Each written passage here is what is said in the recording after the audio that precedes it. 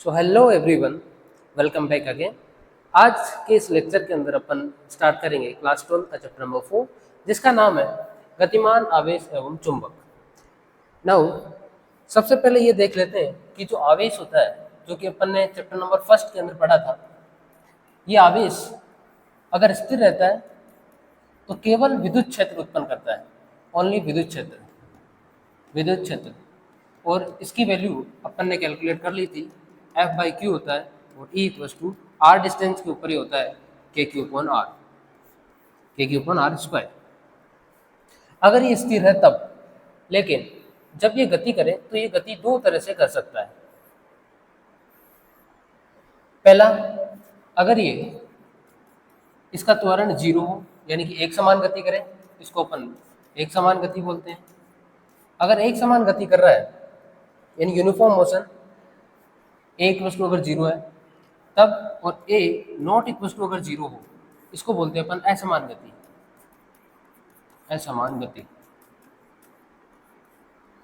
तो जब भी ये एक समान गति करेगा तब ये विद्युत क्षेत्र उत्पन्न करेगा और इसके साथ साथ चुंबकीय क्षेत्र भी उत्पन्न करेगा। लेकिन जब भी ये त्वरित गति करेगा यानी ए नॉट इक्वल टू जीरो, तो असमान गति होगी, तब ये विद्युत क्षेत्र उत्पन्न करेगा क्योंकि आवेश है। इसके साथ साथ चुंबकीय क्षेत्र उत्पन्न करेगा और इसके साथ साथ विद्युत चुंबकीय विकिरण उत्पन्न करेगा। विद्युत चुंबकीय विकिरण,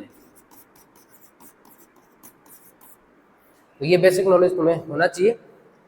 नाउ फर्दर आगे बढ़ते हैं। यहाँ पर अपन सिर्फ चुंबकीय क्षेत्र पढ़ेंगे, यानी चुंबक के बारे में पढ़ेंगे कि आवेश अगर गति करेगा तो वो चुंबकीय क्षेत्र उत्पन्न कर देगा, और इस चुंबकीय क्षेत्र के बारे में इस चैप्टर नंबर 4 के अंदर अपन पढ़ने वाले हैं। नाउ एक चीज तुम्हें क्लियर होनी चाहिए। जस्ट सपोज कि ये वायर है, ये एक तार है, और इस तार को मैं एक बैटरी से जोड़ देता हूँ। अभी उदासीन है पहले, और जैसे ही मैं इस बैटरी से जोड़ा इस तार को, तो इसके अंदर आवेश गतिमान होने लग गए, आवेश गतिशील होने लग गए। ठीक है, इस तरफ प्लस आ जाएगा पोटेंशियल और इस तरफ माइनस आ जाएगा। लेकिन पहले ये उदासीन था और अभी भी इसका कुल आवेश जीरो है। अभी भी कुल आवेश कितना है? जीरो। इलेक्ट्रॉन गति कर रहे हैं लेकिन कुल आवेश कितना है? जीरो, क्योंकि पहले उदासीन था। तो बैटरी अलग से आवेश नहीं देती, बैटरी इस वायर के अंदर पहले से जो मौजूद है फ्री इलेक्ट्रॉन यानी मुक्त आवेश, उन्हीं को बस गति करा देती है इधर से इधर, जिसके कारण विद्युत धारा उत्पन्न होती है, जो कि अपन ने चैप्टर नंबर 3 में पढ़ लिया है। लेकिन इसका कुल आवेश जीरो होने के कारण यहाँ पर जो विद्युत क्षेत्र है यानी ई, वो उत्पन्न नहीं होगा, यानी यहाँ पर कोई विद्युत क्षेत्र उत्पन्न नहीं होगा। विद्युत क्षेत्र का मान कितना होगा? जीरो। लेकिन यहाँ पर चुंबकीय क्षेत्र उत्पन्न होगा। इस वायर के चारों तरफ एक चुंबकीय क्षेत्र उत्पन्न होने लग जाएगा, चुंबकीय क्षेत्र। और इसी क्षेत्र के बारे में अपन इस चैप्टर के अंदर पढ़ने वाले हैं। नाउ चैप्टर के अंदर आगे बढ़ते हैं। गतिमान आवेश और चुंबक। तो आवेश की गति के बारे में आपने पढ़ लिया। नाउ अब पढ़ते हैं सबसे फर्स्ट टॉपिक, जिसका नाम है ओरस्टेड का प्रयोग। ओरस्टेड एक साइंटिस्ट का नाम है, और उन्होंने अपने प्रयोग में ये पाया कि जब भी अपन किसी भी वायर के थ्रू किसी भी वायर में करंट फ्लो करते हैं, इस वायर में जैसे ही अपना करंट फ्लो हुआ तो इसके चारों तरफ एक चुंबकीय क्षेत्र उत्पन्न हो जाता है, और जिसकी वैल्यू अपन, जिसकी दिशा जो है वो दक्षिण हस्त के नियम के अनुसार निकालते हैं। दक्षिण हस्त का नियम क्या है? सबसे पहले दायां हाथ लेना है, अंगूठा जो है वो विद्युत धारा की दिशा में रखना है। तो मुड़ी हुई जो अंगुलियां है वो अपन को चुंबकीय क्षेत्र बताएगी। देखो इधर से निकल रही है और इस तरफ जा रही है अंदर की तरफ, तो जिस तरफ अंदर की तरफ जाए उधर क्रॉस होता है, और जिस तरफ से निकलते हैं उधर अपन बोलते हैं डॉट। इसको आप तुम एरो मेथड से कर सकते हो। ये एरो है और पीछे से इस तरह से रहता है। अगर एरो तुम्हारी तरफ आता हुआ नजर आए तो तुम्हें डॉट दिखेगा। इट मीन्स अगर यहाँ से इलेक्ट्रिक करंट ऊपर गया है, थंब ऊपर, तो फिंगर्स यहाँ अंदर से आती हुई नजर आ रही है, इसका मतलब तुम्हारे पास आता हुआ नजर आ रहा है, तो तुम्हें पॉइंट दिखेगा, तो वहां पे तुम्हें लगाना पॉइंट। और अगर पीछे से जाता हुआ नजर आए तो इस तरह से पीछे वाला पोर्शन है, तो यहाँ पर क्रॉस बनेगा। तो इस तरह से आया, इधर से निकल के आई और इस तरफ अंदर जाएगी, तो यहाँ पर क्रॉस बना दिया। जस्ट अपोजिट उसका उल्टा, थंब को नीचे रखो क्योंकि करंट की डायरेक्शन नीचे, तो इधर से निकलेगा और इधर चला जाएगा। ये चुंबकीय क्षेत्र और चुंबकीय क्षेत्र की दिशा, कि किस तरफ चुंबकीय क्षेत्र बनता है। तो इधर से निकलेगा, इधर अंदर चला जाएगा। इस तरफ वायर के चारों तरफ चुंबकीय क्षेत्र निर्मित हो जाता है। इसी को बोलते हैं अपन ओरेस्टेट का प्रयोग। क्योंकि किसी भी, और अगर एग्जाम में आ गया तो ऐसे ही लिखना है, किसी भी वायर के अंदर जब भी विद्युत धारा प्रवाहित होती है तो उसके चारों तरफ चुंबकीय क्षेत्र उत्पन्न हो जाता है। और ये डायग्राम बना के आना है। नाउ नेक्स्ट पढ़ते हैं आगे। ये हो गया। हाँ, किसी आवेश पर लगने वाला चुंबकीय बल व इसकी निर्भरता। तो चुंबकीय बल देखते हैं। तो किसी भी जो आवेश पर बल लगता है चुंबकीय बल, उसका फॉर्मूला होता है F equals to QVB sine theta. QVB sine theta, ये साइन थीटा। नाउ अब अगर यही क्वेश्चन एग्जाम में आ गया तो तुम्हें ऐसा लिखना है कि F जो प्रोपोर्शनल होता है वो Q के प्रोपोर्शनल होता है, F प्रोपोर्शनल होता है V के, और ये Q क्या है? Q है अपना आवेश। तो किसी भी आवेश के ऊपर जो लगने वाला बल है वो उस आवेश के ऊपर निर्भर करेगा, उस आवेश के वेग पर निर्भर करेगा। जो F है वो समानुपाती होगा B के, यानी चुंबकीय क्षेत्र पर निर्भर करेगा, चुंबकीय क्षेत्र कितना लगा हुआ है। और जो F है वो समानुपाती होगा थीटा के, और वो भी साइन थीटा के। इस थीटा पर डिपेंड करेगा। और थीटा एंगल है किस किस के बीच में? V वेक्टर और B वेक्टर के बीच में एंगल है, V और B के बीच में, V तथा B के मध्य कोण। तो थ्योरेटिकल पोर्शन में ऐसा ही लिखना है, एक डायग्राम बना देना इस तरह से। ये तुम्हारा हो गया चुंबकीय क्षेत्र B, और अगर यहाँ से Q आवेश इसके अंदर V वेग से प्रवेश करें तब इस पर लगने वाला बल। तो पहले ऐसे डायग्राम बना देना कि माना एक चुंबकीय क्षेत्र B है जिसके अंदर Q आवेश थीटा कोण पर, या तो थीटा कोण पर ले लो या 90 ले लो थीटा, यहाँ पे मैंने 90 बना दिया है। अगर थीटा कोण पे लेना चाहो तो इस तरह से थीटा कोण पर एंटर करा दो, ये V वेग से थीटा कोण पर एंटर कर रहा है। तो किसी भी चुंबकीय क्षेत्र B में Q आवेश जब भी थीटा कोण पर प्रवेश करता है तब उस पर लगने वाला जो बल है वो उस आवेश के सीधे समानुपाती होता है, उसके वेग के समानुपाती होता है, और चुंबकीय क्षेत्र के समानुपाती होता है, और इन दोनों के बीच में लगे बने कोण के समानुपाती होता है। ये चार समीकरण बनानी है और इन चारों को एक साथ प्रोपोर्शनल के अंदर ले आना है कि एक साथ मैं लिख सकता हूँ QVB साइन थीटा, और यहाँ पे एक कांस्टेंट लगेगा जिसकी वैल्यू होगी 1, QVB साइन थीटा, और यहाँ पे इस K की वैल्यू 1 लेते हैं अपन, और यहाँ से मेरे पास फॉर्मूला निकल के आ जाएगा F equals to QVB sine theta. अगर तुम्हें वेक्टर फॉर्म में ये फॉर्मूला रखना है तो वेक्टर फॉर्म में किस तरह से रखोगे कि F इक्वल्स टू Q और V vector cross B vector. B vector हमेशा लास्ट में लेना है क्योंकि ये वेक्टर क्वांटिटी और ये सदिश गुणा है, इसलिए तुम अगर B को पहले V को बाद में लिखोगे तो थोड़ी वैल्यू के अंदर नेगेटिव साइन आ जाएगा, इसलिए V पहले आता है, B बाद में आता है। क्योंकि अपन यहाँ से जो फोर्स की डायरेक्शन है वो भी फाइंड करते हैं, तो अपन को अंगुलियां V से B की तरफ घुमानी पड़ती है। जस्ट सपोज जैसे V वेक्टर ये है और ये B वेक्टर है, ये B वेक्टर है, तो V से B की तरफ अंगुलियां घुमाएंगे तो फोर्स जो है लगने वाला बल वो बाहर की तरफ आएगा, यानी डॉट लगाएंगे यहाँ पे, तो फोर्स की डायरेक्शन जो है बाहर की तरफ आएगी। तो कोई भी आवेश है इधर जा रहा है, इधर मैग्नेटिक फील्ड है B है, तो अपने पास बल की दिशा जो आएगी वो बाहर की तरफ आएगी, इसलिए ये जो दिशा है वो ऊपर नीचे हो सकती है। इसलिए सबसे पहले V लिखना है, उसके बाद में B लिखना है। ओके, आई होप ये क्लियर हुआ होगा। अब अपन बढ़ते हैं डिपेंडेंसी के ऊपर कि निर्भरता, कि ये निर्भर किस तरह से कर रहा है। तो अपने पास फॉर्मूला आया था FB इक्वल्स टू, यानी चुंबकीय बल कितना लगता है QVB साइन थीटा। अब निर्भरता की बात करें तो सबसे पहले ये इस आवेश पर निर्भर करता है कि आवेश की वैल्यू कितनी है। जैसे आवेश की वैल्यू बढ़ेगी F की वैल्यू बढ़ेगी।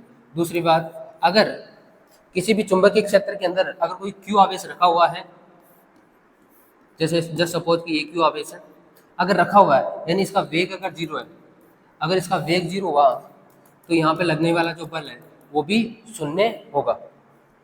नाउ थर्ड पॉइंट पर आगे बढ़ते हैं। अगर थीटा का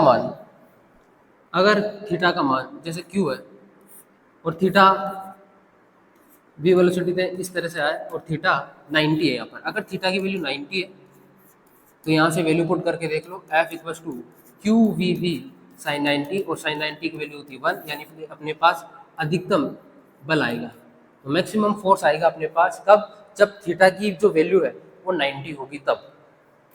नाउ लास्ट, अगर थीटा की वैल्यू 0 डिग्री हो, मतलब अपन ने चार्ज को इसके अंदर एंटर तो करवाया लेकिन इसके समांतर करवा दिया, बी वेक्टर भी इधर है और क्यू आवेश को मैं इसके समांतर बी वेलोसिटी से फेंक रहा हूँ, यानी थीटा की वैल्यू कितनी होगी 0।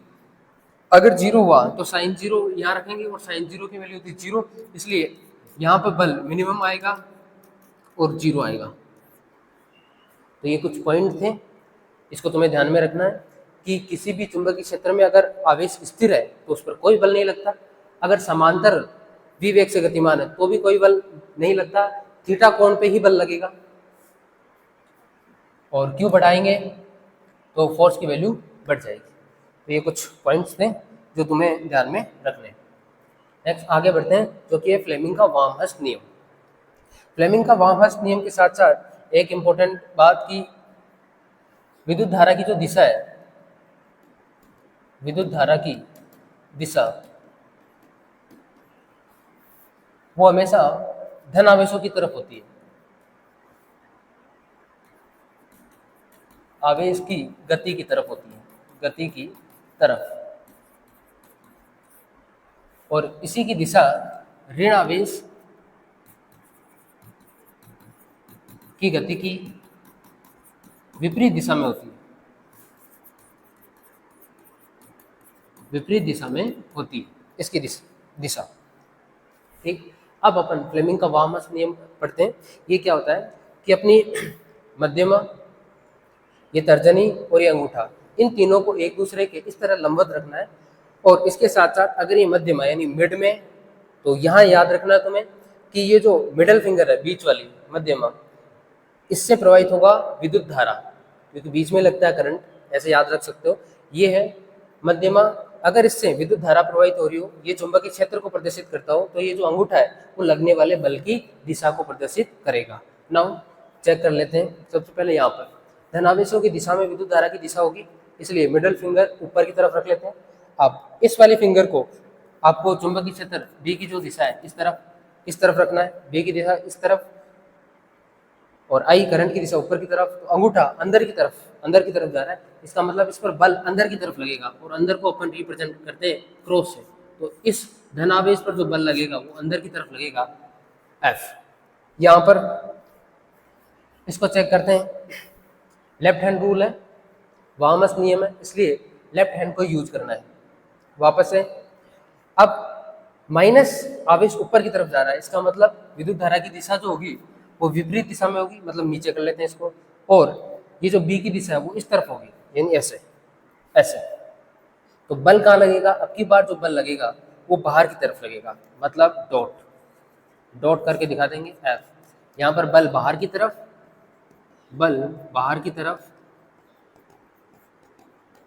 और यहाँ पे बल अंदर की तरफ लगता है, बल अंदर की तरफ। तो इस तरह से अपन दिशा निकाल सकते हैं, किसी भी आवेश पर किस दिशा के अंदर बल लग रहा है वो अपन निकाल सकते हैं। नाउ ये क्लियर हुआ होगा, आगे बढ़ते हैं। अब आता है लोरेंज नाम से, लोरेंज गैंग का नाम तो तुमने सुना ही होगा। तो लोरेंज जो गैंग होती है वो बहुत सारी गैंग का एक कॉम्बिनेशन है, ऐसे याद रख सकते हो कि लोरेंज बल क्या होता है। लोरेंज बल कुल बल होता है, कुल बल किस में, F E plus F B, यानी विद्युत क्षेत्र से लगने वाला बल और चुंबकीय क्षेत्र से लगने वाला बल, इन दोनों का जो योग होता है उसे अपन लोरेंज बल कहते हैं, इसी को बोलते हैं लोरेंज बल। लोरेंज बल मतलब दोनों के कॉम्बिनेशन से जो बल लगेगा उसी को क्या बोलेंगे, लोरेंज बल। थ्योरी के पोर्शन में ऐसा लिख सकते हो कि किसी भी क्यू आवेश पर विद्युत क्षेत्र तथा चुंबकीय क्षेत्र के कारण लगने वाले कुल बल को क्या कहेंगे, लोरेंज बल कहेंगे। हाँ, एफ ई ये क्यू ई लगता है, प्लस ये अभी अपन ने पढ़ा Q V B sine theta लगता है, क्रॉस में भी ले सकते हो, क्यू कॉमन आ जाएगा यहाँ से, तो ई प्लस मेरे पास बचेगा यहाँ से वी बी साइन थीटा। इतना तक तुम्हें करके आना है। नेक्स्ट टॉपिक में बढ़ते हैं, जो कि चुंबकीय क्षेत्र। चुंबकीय क्षेत्र क्या होता है, जैसे अपन ने विद्युत क्षेत्र पढ़ा कि किसी भी आवेश के चारों तरफ का वह क्षेत्र, जिसमें अन्य आवेश को लाने पर यह आवेश आकर्षण या प्रतिकर्षण बल को अनुभव करे, तो उस क्षेत्र को बोलते हैं अपन विद्युत क्षेत्र। वैसे ही चुंबक है, अगर यहाँ पे एक चुंबक रखी हुई है तो इस चुंबक के चारों तरफ का वह क्षेत्र जिसमें किसी अन्य चुंबक को लाने पर यह आकर्षण या प्रतिकर्षण बल का अनुभव करे, तो इस क्षेत्र को ही क्या बोलते हैं अपन, चुंबकीय क्षेत्र बोलते हैं। या फिर ऐसे भी बना सकते हो कि किसी भी चुंबक के चारों तरफ का वह क्षेत्र जिसमें अन्य चुंबक को लाने पर वह चुंबकीय बल का अनुभव करे, उस क्षेत्र को अपन बोलते हैं चुंबकीय क्षेत्र। नाउ इसका मात्रक, तो चुंबकीय क्षेत्र बी का मात्रक, तो बी कौन से फॉर्मूले में आता है वो तुम्हें पता होना चाहिए। ये आता है, अभी पढ़ा अपन ने, Q V P sine theta. By the way sine theta का कोई मात्रक नहीं होता है, इसको छोड़ देंगे। एफ अपॉन क्यू वी, ये साइन थीटा आएगा, ये हटा देते हैं, इसका कोई मात्रक नहीं होता, मात्रक हीन है। एफ फोर्स का होगा न्यूटन अपॉन क्यू का होगा कूलम्ब इनटू वी का होगा मीटर प्रति सेकंड, तो सेकंड ऊपर चला जाएगा, तो ये अपने पास बी का मात्रक आ गया। ठीक है, चुंबकीय क्षेत्र का मात्रक। आई होप ये क्लियर हुआ होगा, डेफिनेशन और मात्रक। आगे बढ़ते हैं। जब कोई आवेशित कण चुंबकीय क्षेत्र के लंबवत प्रवेश करे, तो जब भी कोई आवेशित कण चुंबकीय क्षेत्र के लंबवत प्रवेश करेगा तब अपन को पता है कि इस पर किस तरह से फोर्स लगेगा। पॉजिटिव चार्ज है, इसका मतलब विद्युत धारा की दिशा है ऊपर की तरफ, और ये जो क्रॉस लगाया हुआ है ये बी है, चुंबकीय क्षेत्र, तो इस चुंबकीय क्षेत्र के लंबवत प्रवेश कर रहा है ये। तो चुंबकीय क्षेत्र अंदर है, तो ये वाली अंगुली फिंगर अंदर की तरफ, मिडल फिंगर जिसमें करंट लगता है ऊपर की तरफ। अब जो बल लगेगा वो इस तरफ लगेगा, बल इधर लगेगा, मतलब इस पर जो बल की दिशा होगी वो इधर होगी, बट ये v वेलोसिटी से ऊपर की तरफ जाएगा, तो इसका मतलब ये कुछ इस तरह से मुड़ जाएगा, क्योंकि v वेलोसिटी पहले से ऊपर की तरफ है, मतलब v वेलोसिटी ऊपर की तरफ, और इधर भी कोई खींच रहा है इसको, F बल लगेगा, तो कहीं ना कहीं ऐसे बीच के अंदर आएगा। जो कण है, जो पार्टिकल है, वो ऐसे बीच की तरफ जाएगा, ऐसे जाएगा, तो इस पर जो बल लगेगा वो इस तरफ लगेगा, F। यस, यहाँ पर आ जाओ वापस, वेलोसिटी इस तरफ, इसका मतलब ऐसे कर लो, और b अंदर की तरफ है तो बल लगेगा, ये अंगूठा इस तरफ नीचे की तरफ, बल इस तरफ लगेगा, ये F। वापस से इस तरह से हो जाएगा, ऐसे वापस से जो बल लगेगा वो ऐसे लगेगा सेंटर की तरफ, अभिकेंद्री बल, और ऐसे घूम के वापस आ जाएगा। तो हर बिंदु पर जो बल लग रहा है वो केंद्र की तरफ लग रहा है, और इसी कारण से ये जो धनावेशित कण है ये चारों तरफ यहाँ पे वृत्तीय पथ पर घूमेगा, तो उसका जो पथ होगा वो वृत्ताकार होगा, वृत्ताकार पथ होगा। आई होप ये बात समझ में आई होगी। अब इस पथ की कुछ त्रिज्या होगी, अगर वृत्ताकार वृत्तीय पथ पर ये घूम रहा है तो इसकी कुछ त्रिज्या भी होगी r। अब इस त्रिज्या का मान किस तरह से निकालते हैं वो देखिए।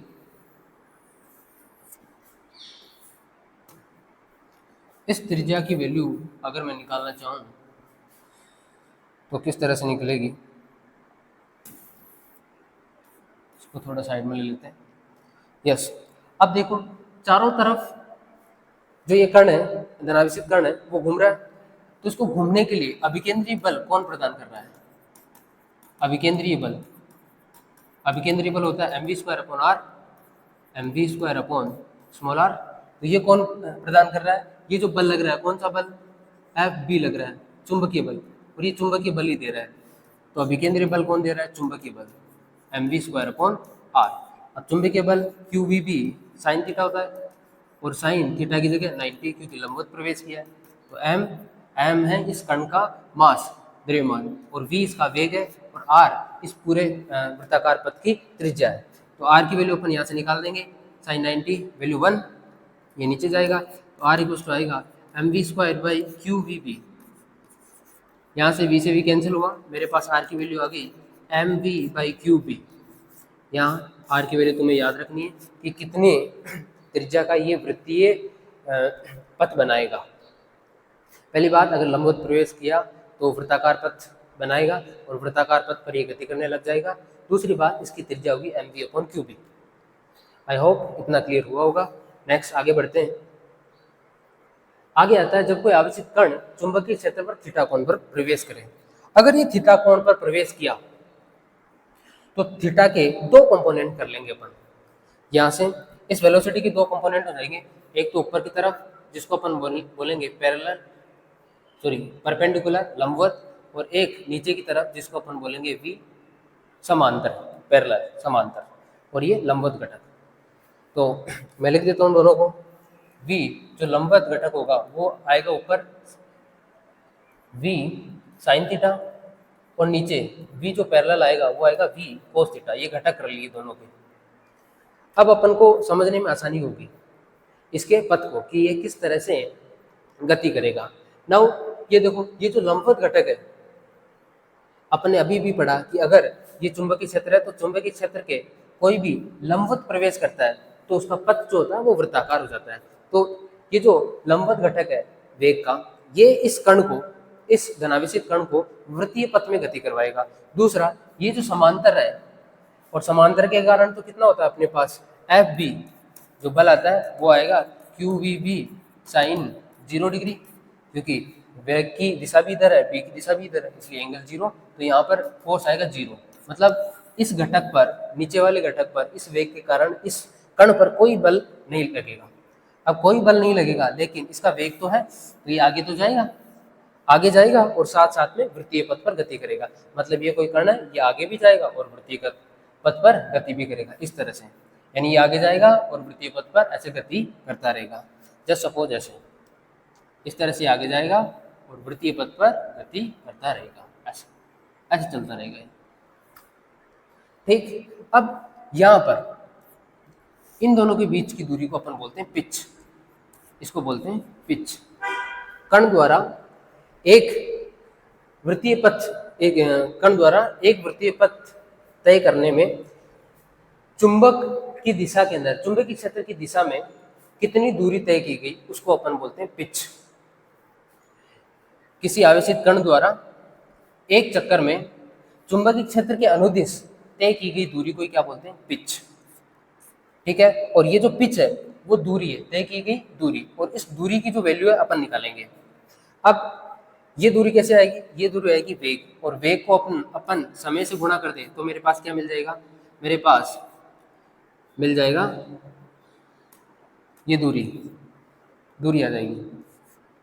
और इसको मैं ऐसा बोल देता हूँ कि ये कैपिटल टी है, जिसको अपन बोलते हैं आवर्तकाल, क्योंकि एक चक्कर के अंदर ये इतनी दूरी तय की पूरा, तो एक चक्कर के अंदर कितना समय लिया होगा घूमने में। तो थोड़ा सा पीछे आते हैं, यहाँ पर अपने पास आर की वैल्यू आई M V upon Q B. R की वैल्यू आई थी अपने पास, आर की वैल्यू है M V upon Q B, ये आर है। ठीक, यस। अगर वृत्ताकार पथ पर इस तरह से गति किया तो उस पर कितना समय लिया होगा एक चक्कर को पूरा करने में, वो है अपना टी। तो वहाँ पे टी रखेंगे। तो टी की वैल्यू मैं पहले निकाल लेता हूँ यहाँ से। टी की वैल्यू निकालने के लिए चाल बराबर होता है दूरी बटा समय, दूरी बटा समय, और समय बराबर होगा दूरी बटा चाल, दूरी बटा चाल, और चाल मेरे पास v है, और जो दूरी होगा यहाँ से ये पूरी दूरी तो 2 pi R, 2 pi small R, तो T equals to 2 pi upon में v, और r की वैल्यू अपने पास है एम वी अपॉन में क्यू बी। यहाँ पुट कर देता हूँ एम वी अपॉन में क्यू बी। तो वेग से वेग कट गया, यहाँ t की वैल्यू आई 2 पाई कैपिटल एम अपॉन में क्यू बी। तो ये रखना है t की वैल्यू वहाँ पे 2 पाई एम अपॉन में क्यू बी, तो ये वैल्यू वहाँ पे रख दूंगा। तो t की वैल्यू है 2 पाई एम अपॉन में क्यू बी। हाँ, तो पिच निकालने के लिए क्या करेंगे, वही चाल बराबर होता है दूरी बटा समय, बटा समय। तो दूरी निकालनी है, तो दूरी होती है पिच, तो दूरी होती है पिच, और ये हो जाएगा चाल गुणा यानी v इंटू टी। और v चाल कौन सी, चाल समांतर घटक की, कौन से, v पैरेलल वाली। तो v लिखेंगे अपन ये पैरेलल, और इसको गुणा कर देंगे अपने इस t से, यानी 2 पाई कैपिटल एम अपॉन में क्यू बी। ये अब अपने पास आ गया पिच का फॉर्मूला। तो यहाँ तक तुम्हें करके आना है अगर एग्जाम में पूछ ले तो। नौ कभी कभार ऐसे आवर्ती भी पूछ सकता है यहाँ से, क्योंकि आवर्ती होते हैं 1/t, और 1/t तो इसका उल्टा कर दो, मतलब क्यू बी अपॉन में 2 पाई एम हो जाएगा। तो ये तुम्हारे पास आ गई आवर्ती। आई होप इतना क्लियर हुआ होगा। अब आगे बढ़ते हैं। इसके बाद आता है अपने पास धारा अवयव आइडियल के कारण चुंबकीय क्षेत्र, या फिर इसको अपन बोलते हैं बायो सावर्ट का नियम। बायो सावर्ट का नियम क्या होता है? बायो सावर्ट नाम से एक साइंटिस्ट है, उन्होंने इस धारा अल्पांश जिसको अपन बोलते हैं आइडियल या धारा अवयव, एक ही बात है, इसके कारण पी बिंदु पर, ये मान लो दूरी आर है, आर दूरी पर कोई बिंदु पी है, तो यहाँ पर जो चुंबकीय क्षेत्र निकल के आएगा डीपी, वो बताते हैं कि कितना निकल के आएगा। यही है ये नियम।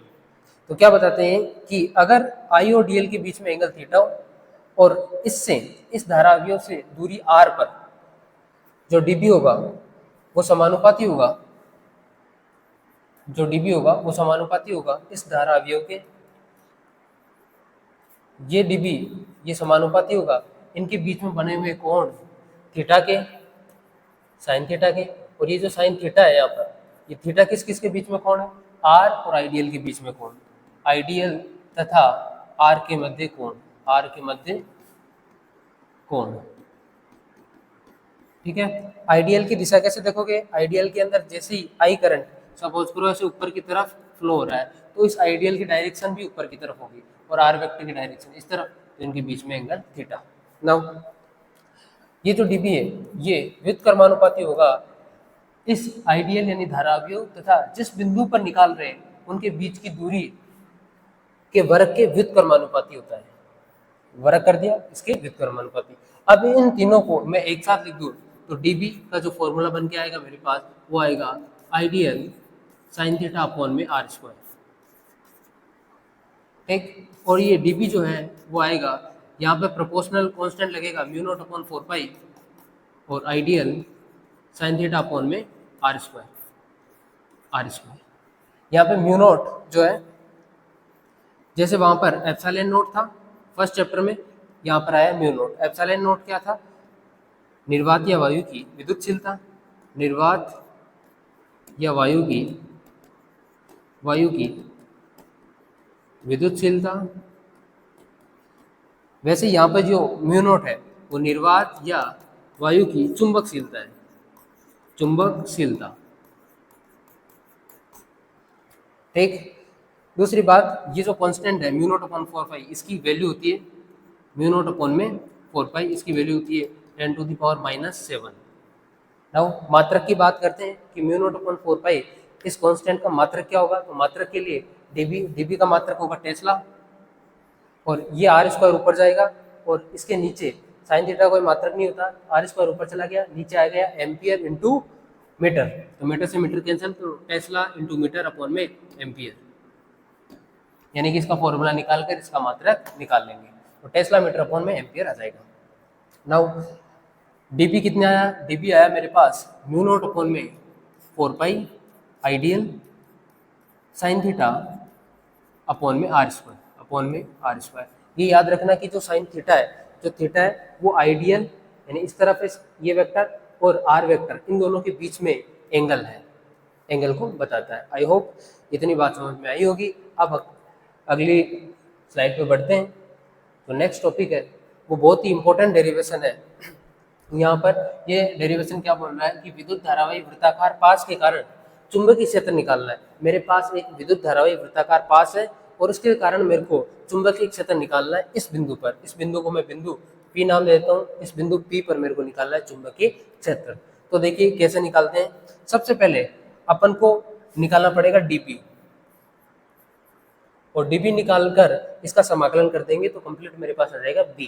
और dB निकालने का फॉर्मूला अभी पढ़ा है अपन ने, ये था mu nought upon 4 pi, mu nought upon 4 pi ideal sine theta upon R square, इसी का यूज करेंगे। तो dB का फॉर्मूला मेरे पास है म्यू नॉट अपॉन में 4 pi, mu nought upon 4 pi ideal sine theta upon में आर स्क्वायर, ये आर स्क्वायर, ये साइन थीटा। नाउ सबसे पहले अपन को आइडियल मतलब dB एक एलिमेंट के लिए है, ये dB यानी छोटा सा चुंबकीय क्षेत्र। तो मेरे को सबसे पहले सपोज करना पड़ेगा आइडियल एक धारा अवयव। तो आइडियल को सपोज कर लेता हूँ मैं कि यहाँ पर आइडियल मेरे पास इस तरह से ये वृत्ताकार पास है, ऐसा वृत्ताकार पास है, और यहाँ पर मैं सपोज कर लेता हूँ आइडियल। तो आइडियल में यहाँ पे सपोज कर रहा हूँ। अब यहाँ पर सपोज करने के बाद में यहाँ पर इसके ऊपर ही एक लाइन खींचेंगे अपन, और उसके बाद में इसकी जो दिशा है इसके अंदर ऐसे सपोज कर लो कि करंट जो है विद्युत धारा वो ऊपर की तरफ जा रहा है ऐसा, और यहाँ से नीचे निकल रहा है इधर, तो इस तरफ से जा रहा है और इस तरफ वापस आ जा रहा है करंट। तो यहाँ पर धारा जो है वो ऊपर की तरफ है, धारा की दिशा इसके ऊपर की तरफ है, आई की दिशा। तो अपन दक्षिणावर्त का नियम लगाएंगे, अंगुष्ठ नियम। तो यहाँ पर इस तरह से आगे आएगी चुंबकीय क्षेत्र की तीव्रता, चुंबकीय क्षेत्र आगे आएगा मतलब अंदर, इधर से निकल कर इधर, फिर इधर से निकल कर इधर, इधर से निकल कर यहाँ पर, मतलब अंदर की तरफ आएगा। जो बी है वो अंदर की तरफ होगा, ये जो बी है वो अंदर की तरफ है। अब अंदर की तरफ इसी के ऊपर यहाँ से अल्पांश लेके एक लाइन, फिर अंदर कैसे बनाए, अंदर बनाएंगे तो एंगल कैसे लिखेंगे। तो इसी को देखते हुए अपन इस डीएल आइडियल एलिमेंट को यहाँ की जगह यहाँ पर डिनोट कर रहा हूँ, है यहीं पे लेकिन यहाँ पर डिनोट कर रहा हूँ मैं कि यहाँ पर मैंने एक छोटा सा धारा अल्पांश ले लिया है और वो है आइडियल। छोटा सा धारा अल्पांश ये जो है वो आइडियल है, इतना सा, ये जो अल्पांश लिया है वो आइडियल है। नाउ इसके बाद मैं यहाँ से आर बनाता हूँ और ये है मेरे आर, क्योंकि आर तो बनानी पड़ेगी क्योंकि डीबी लिखना है मेरे को। और ये डीबी क्या था, यहाँ एक धारा अल्पांश माना जिसका नाम है आइडियल, और इससे थीटा कोण के ऊपर, इसे थीटा कोण पर ये बिंदु पी था, यहाँ पे अपन ने डीबी लिखा जिसकी वैल्यू ये है। तो ये एंगल देखना, एंगल कितना होगा यहाँ पर, इसका एंगल देखने के लिए क्या करेंगे, इसका एंगल जैसे इतना एलिमेंट माना था, सपोज किया था यहाँ पर, तो इस एलिमेंट से ये जो लाइन है, इस एलिमेंट इतने एलिमेंट से ये वाली लाइन ऐसे जा रही है और ऐसे इस सेंटर के ऊपर जा रही है, ऐसे ऐसे सेंटर पे जा रही है। तो अपन को देखना है ये वाला एंगल, ये, तो यहाँ से ये जो एंगल है हमेशा 90 बनेगा, चाहे कितना ही ऊपर कर लो चाहे कितना ही नीचे कर लो, ये वाला जो एंगल है वो हमेशा 90 डिग्री का होगा ये। तो ये वाला जो एंगल है वो है, इस फॉर्मूले में जो एंगल पुट करना है साइन थीटा की जगह वो करना है 90 डिग्री। आई होप ये समझ में आया होगा। तो यहाँ पर मैं एंगल पुट कर रहा हूँ 90 degree. D B equal to मेरे पास आ गया म्यू नॉट अपॉन में 4 पाई आई, ये डी एल और साइन 90, और साइन 90 की वैल्यू होती है 1, इसलिए डी बी मेरे पास निकल के आएगा म्यू नॉट अपॉन में 4 pi I D L upon में आर स्क्वायर। अब आर की वैल्यू भी अपन को लिखनी है। आर क्या, ये वाले डिस्टेंस है, अगर ये एक्स है और ये आर है, एक्स दूरी पे निकाल रहे हैं बिंदु की, तो ये मेरे पास निकल के आएगी ये दूरी पाइथागोरस प्रमेय से R square plus X square. Pythagoras लगा देंगे यहाँ पे, ये आधार है, ये लंब है, ये कर्ण निकाल लेंगे, इतना आएगा। अब इसका स्क्वायर करेंगे और यहाँ पर रखेंगे, इसका स्क्वायर करेंगे और यहाँ पर रखेंगे, तो ये रूट हट जाएगा, तो R square plus X square मेरे पास आ जाएगा। यहाँ से मैंने निकाल लिया डीपी। अब डीबी निकाल लिया, लेकिन इस डीबी के घटक भी करने हैं अभी, इस डीबी के मेरे को वापस घटक करने हैं। इस डीबी के मैं घटक करूँगा तो किस तरह से करूँगा देखो, अगर मेरे को इस डीबी के घटक करने तो यहाँ से अपन को पता है अंदर की तरफ जा रहा है बी, तो अंदर ना बना के, क्योंकि मेरे को थीटा भी डिनोट करना है, तो मैं कुछ इस तरह से इसको डिनोट करूँगा कि यहाँ से ऐसा, इस तरह से, इस लाइन के लंबवत, ठीक है। अंदर नहीं घुसा रहा हूँ, लेकिन मेरे को पता है इस लाइन के अगर अंदर जाएंगे तो दोनों के बीच में एंगल कितना बनेगा, 90 डिग्री। तो मैंने 90 डिग्री बनाकर ही इसको यहाँ पर ड्रॉ कर दिया है। मैं 2D में बना रहा हूँ, ये डायग्राम 3D के अंदर है, इसलिए ये कितना हुआ, ये एंगल हो गया मेरे पास 90। अगर ये 90 हुआ तो मेरे को अगर घटक करने हैं तो कंपोनेंट करने हैं, तो मैं ऐसे डैश डैश एक लाइन खींच देता हूँ इस तरीके से, यस। अगर ये एंगल थीटा है मेरे पास, ये एंगल थीटा है, तो ये वाला एंगल भी थीटा होगा। कैसे, तभी तो कंपोनेंट ले पाएंगे। ये जो डीबी है ये लिखा अपन ने डीबी, ये वाली अंदर था, अंदर को बाहर यहाँ पे मैंने ड्रॉ कर दिया ऊपर, तो ये थीटा है, तो ये भी थीटा होगा। कैसे होगा कि ये जो एंगल है ये पूरा 90 है, यहाँ से लेकर यहाँ तक का ये 90 है, तो ये होगा मेरे पास 90 माइनस थीटा, और ये पूरा 90 है, तो ये होगा 90 फिर माइनस इसको निकालेंगे एंगल को, तो मेरे पास फाइनली जो आंसर आएगा वो आएगा थीटा। सिर्फ मेरे पास बचेगा थीटा, इसलिए ये वाला एंगल भी क्या हो गया, थीटा हो गया। इसको मैं रब कर देता हूँ वापस। ये एंगल मेरे पास आ गया थीटा। यस, अब इसके कंपोनेंट कर लेते हैं। इस तरफ इसका कंपोनेंट आया है डी बी कोस थीटा, और इस तरफ इसका कंपोनेंट आएगा डी बी साइन थीटा। ये साइन, ये थीटा। नाउ ऐसा का ऐसा ही कंपोनेंट एक नीचे भी आएगा, और ऐसा का ऐसा ही डी बी इस तरफ भी जाएगा, ये डी बी, और यहाँ पर वही थीटा होगा, ये थीटा तो ये भी थीटा होगा, और इधर से ये आएगा डी बी कोस थीटा। तो ये दोनों आपस में कैंसिल हो जाएंगे, ये वाला और ये वाला कैंसिल हो जाएगा, और डी बी साइन थीटा इधर आकर ऐड हो जाएंगे सारे के सारे।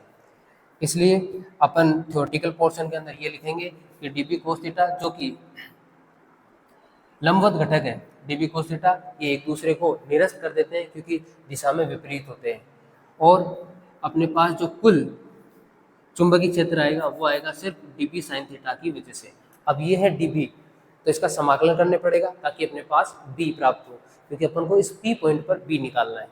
तो वापस से देख लो एक बार, अपन ने स्टार्टिंग में डी एल अल्पांश यहाँ पे माना था, ये अल्पांश है मेरा आइडियल, और इससे मैंने इस पॉइंट पी पर, यहाँ पे कोई बीच में पॉइंट पी है, वहाँ पे मैंने बी निकालना है मेरे को। तो ये हो गया पेन वाली डिस्टेंस आर, तो आर अपन ने वहाँ पे रख दी, क्योंकि डी बी मेरे को पता है mu nought upon 4 pi ideal sine theta upon R square होता है, तो आर रख दिया। और अब रही बात एंगल की, तो यहाँ पर जो एंगल बन रहा है, इन दोनों के बीच के अंदर जो एंगल बन रहा है, मतलब यहाँ पर ये वाला एंगल, ये आइडियल है, और ये वाला एंगल अपन को रखना था, तो वहाँ पे 90 रख दिया, और 90 से वो आ गया, डीबी मिल गया मेरे को। अब डीबी के कंपोनेंट करने थे, वास्तव में डीबी अंदर की तरफ था, इसकी दिशा अंदर की तरफ, लेकिन 2D में ड्रॉ करने के लिए मैंने इस तरह से लाइन बना दी, और जब ये अंदर की तरफ था तो इस लाइन के पैरेलल में था, इसलिए मैंने परपेंडिकुलर था, ये लंबवत था, इसलिए मैंने यहाँ पर 90 डिग्री का एंगल बना दिया। अब मेरे को घटक करने हैं, एक डॉट डॉट लाइन खींची, और ये वाला एंगल थीटा है, इसलिए ये वाला एंगल भी थीटा हुआ। कैसे होगा मैंने बता दिया। अब इस थीटा के रिस्पेक्ट में कंपोनेंट कर लो, यानी घटक कर लो, डीबी कोस थीटा, इधर है डीबी साइन थीटा।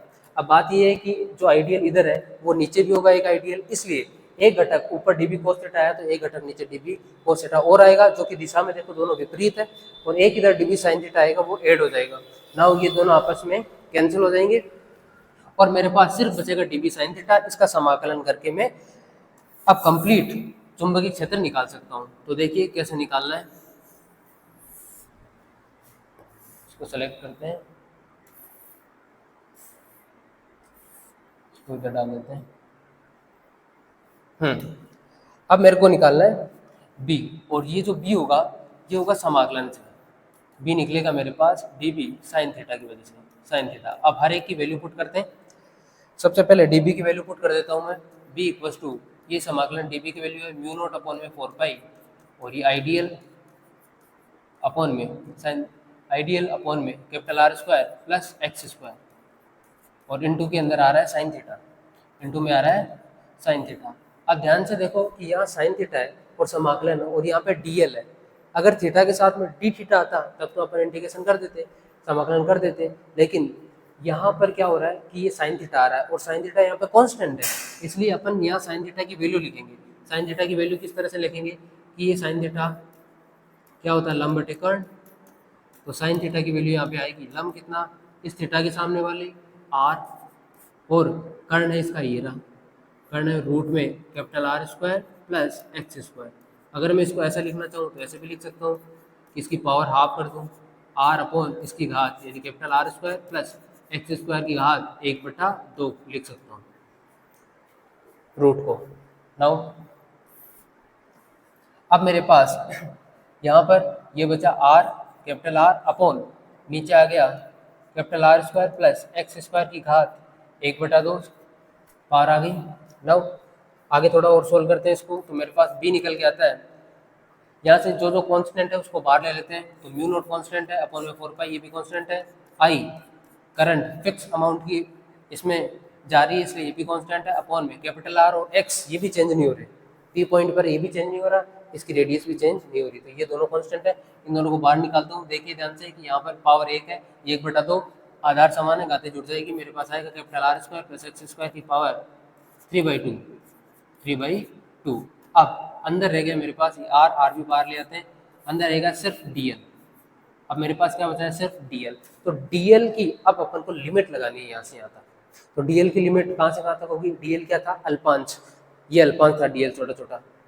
तो यहाँ से मान लो कि जीरो से पूरी लंबाई कितनी है, 2 पाई आर, इसकी परिधि। तो मैं लिमिट लगाऊंगा जीरो से 2 पाई आर, और आर कौन सा, कैपिटल आर। तो जीरो से 2 पाई आर इसकी लिमिट लगा देते हैं, 2 पाई आर, और यहाँ भी लगा देते हैं जीरो से 2 पाई कैपिटल आर। ठीक है, तो एल यहाँ से मेरे पास आएगा म्यू नॉट अपॉन में 4 पाई आई, ये कैपिटल आर अपॉन में R square plus X square, इसकी पावर 3/2 इंटू यहाँ पे आया L, zero to 2 pi R. यहाँ पे अपर लिमिट रखूंगा, फिर माइनस, फिर लोअर लिमिट मतलब जीरो। तो म्यू नॉट अपॉन में 4 pi I capital R upon में R square plus X square की पावर 3/2 इंटू, सबसे पहले अपर लिमिट 2 पाई आर रख दिया, फिर माइनस जीरो, यानी 2 पाई आर आया। तो यहाँ से म्यू नॉट अपॉन में 4 पाई, और यहाँ से मेरे पास आएगा आई, और ये आर स्क्वायर हो जाएगा 2 पाई, ये आर स्क्वायर अपॉन में आएगा मेरे पास capital R square plus X square की पावर 3/2। तो इतना मेरे पास बी आ गया, ये मेरे पास आ गया बी की वैल्यू। तो आई होप ये समझ में आया होगा कि किस तरह से अपन ने बी निकाला है। अब अपन सेंटर पर देख लेते हैं कि अगर ये एक्स डिस्टेंस जीरो हो जाए, जीरो मतलब ये पॉइंट यहाँ पर आ जाए, तो इस वृत्ताकार पास के केंद्र पर बी कितना होगा। तो अपन लिखेंगे बी केंद्र पर कितना होगा, ये निकालने के लिए एक्स इक्वल टू क्या पुट करेंगे, जीरो।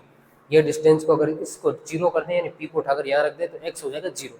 तो इस वाले वैल्यू के अंदर अपन को जीरो पुट कर देना एक्स की जगह। तो बी सेंटर यानी केंद्र पर आएगा मेरे पास, एक्स की जगह जीरो पुट करो, म्यू नॉट अपन 4 पाई इंटू आई 2 पाई कैपिटल आर स्क्वायर, और एक्स की जगह अगर मैं जीरो पुट करूँ तो मेरे पास मिलेगा आर की पावर 3/2। तो आर स्क्वायर इसकी पावर 3/2, इस 2 से 2 कैंसिल हो जाएगा, और मेरे पास आर की क्यूब आएगी।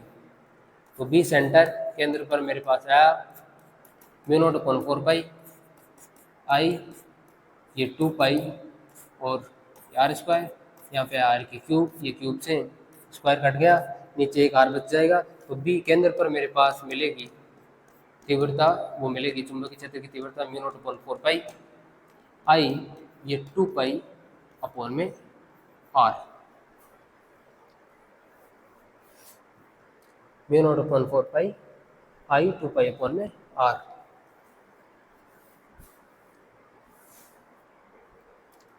यस, इतना आ गया। अपन इसको काट भी सकते हैं, ये पाई से पाई गया और 2 से 2 गया, तो मेरे पास बी केंद्र पर आ जाएगा म्यू नॉट आई अपॉन में 2r, mu not I upon में 2r। ये है कोई भी एक कॉइल है, और इसके अंदर अगर आई करंट फ्लो हो रहा है तो इसके केंद्र पर कितना भी आएगा उसका formula mu not I upon में 2r, mu not I upon में 2r। आई होप ये डेरिवेशन समझ में आया होगा, बोर्ड एग्जाम्स के लिए बहुत इंपॉर्टेंट है, अच्छे से करना। तो नेक्स्ट टॉपिक पे अपन बढ़ते हैं, जो कि है हमारा एम्पियर का परिपथ नियम। अब ये एम्पियर का परिपथ नियम क्या है, इसको समझने के लिए सबसे पहले सपोज करते हैं कि जो एम्पियर है, मतलब साइंटिस्ट का नाम है एम्पियर, तो इन्होंने अपने, मान लो कि ये एक वायर है, इस वायर से अगर कोई करंट फ्लो हो रहा है तो इससे आर डिस्टेंस के ऊपर, स्मॉल आर डिस्टेंस के ऊपर कोई पॉइंट पी ले लेते हैं। अब इस पर बी कैसे निकालेंगे,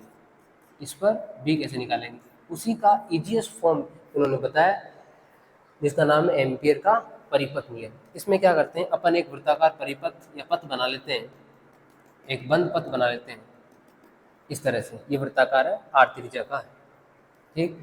तो इन्होंने बोला कि बी डॉट डी एम यानी कि चुंबकीय क्षेत्र का रेखीय समाकलन, और ये क्लोज आ रहा है इंटीग्रेशन, और ये जो गोला लग रहा है इसका मतलब होता है क्लोज इंटीग्रेशन, मतलब चुंबकीय क्षेत्र का जो रेखीय समाकलन है वो बंद समाकलन है। ठीक। तो ये इक्वल होता है म्यू नॉट इंटू आई, और ये जो आई है इस अ, पृष्ठ से कितनी विद्युत धारा निकल रही है, इस वायर से कितनी धारा जा रही है वो आई, और म्यू नॉट है निर्वात या वायु की विद्युतशीलता। तो निर्वात या वायु में किसी भी बंद पृष्ठ के चुंबकीय क्षेत्र का रेखीय समाकलन किसके बराबर होता है? ये होता है निर्वात की विद्युतशीलता, सॉरी निर्वात की चुंबकशीलता म्यू नॉट एवं उस क्षेत्र से प्रवाहित होने वाली विद्युत धारा के बराबर होता है। ऐसा ही तुम्हें लिखना है और उसके बाद में ये फॉर्मूला नोट करके आना है कि बंद समाकलन B dot D L equal होता है म्यू नॉट इंटू आई। तो क्या लिखोगे कि निर्वात में किसी पृष्ठ किसी बंद पृष्ठ के चुंबकीय क्षेत्र का रेखीय समाकलन उससे प्रवाहित होने वाली विद्युत धारा तथा निर्वात की चुंबकशीलता के गुणनफल के बराबर होता है। इसे अपन बोलते हैं बेटा एम्पियर का परिपथ नियम। नाउ इस एम्पियर का जो परिपथ नियम है, जैसे ये वायर आर रेडियस अपन यहाँ पर भी निकाल सकते हैं कि इस पी पॉइंट पर बी कैसे आएगा। तो कैसे कैलकुलेट करेंगे? इसको कैलकुलेट करना बहुत ईजी है। सबसे पहले देखो बी निकालना है, इंटीग्रेशन क्लोज इंटीग्रेशन, ये B dot D L equals to mu nought, और इससे करंट फ्लो हो रहा है आई, ठीक है आई लिख दिया। अब बी तो बाहर आ जाएगा, कांस्टेंट है इस पी पॉइंट पर। अब अपन को ये डी एल का समाकलन करना है, बस सिर्फ डी एल का। बताओ डी एल अल्पांश यहाँ पर मान लेते हैं, ये एक डी एल अल्पांश है। अब छोटे छोटे डी एल अल्पांश है, ये जुड़कर क्या बन जाएगी इसकी इसकी पूरी परिधि बन जाएगी। तो इसकी जो परिधि होती है वो क्या होती है 2πr। तो यहाँ समाकलन का ये जुड़कर समाकलन का मतलब जोड़, तो ये बन जाएगा 2π स्मॉल आर, ये म्यू नॉट इंटू आई। तो आर डिस्टेंस के ऊपर जो बी निकल के आएगा वो आएगा mu not I upon 2πr। ऐसे अपन निकाल सकते हैं आर डिस्टेंस पर कितना चुंबकीय क्षेत्र आएगा। और ये जो फॉर्मूला बताया, ये तरीका बताया, ये आगे अपने डेरिवेशन में काम भी आने वाला है।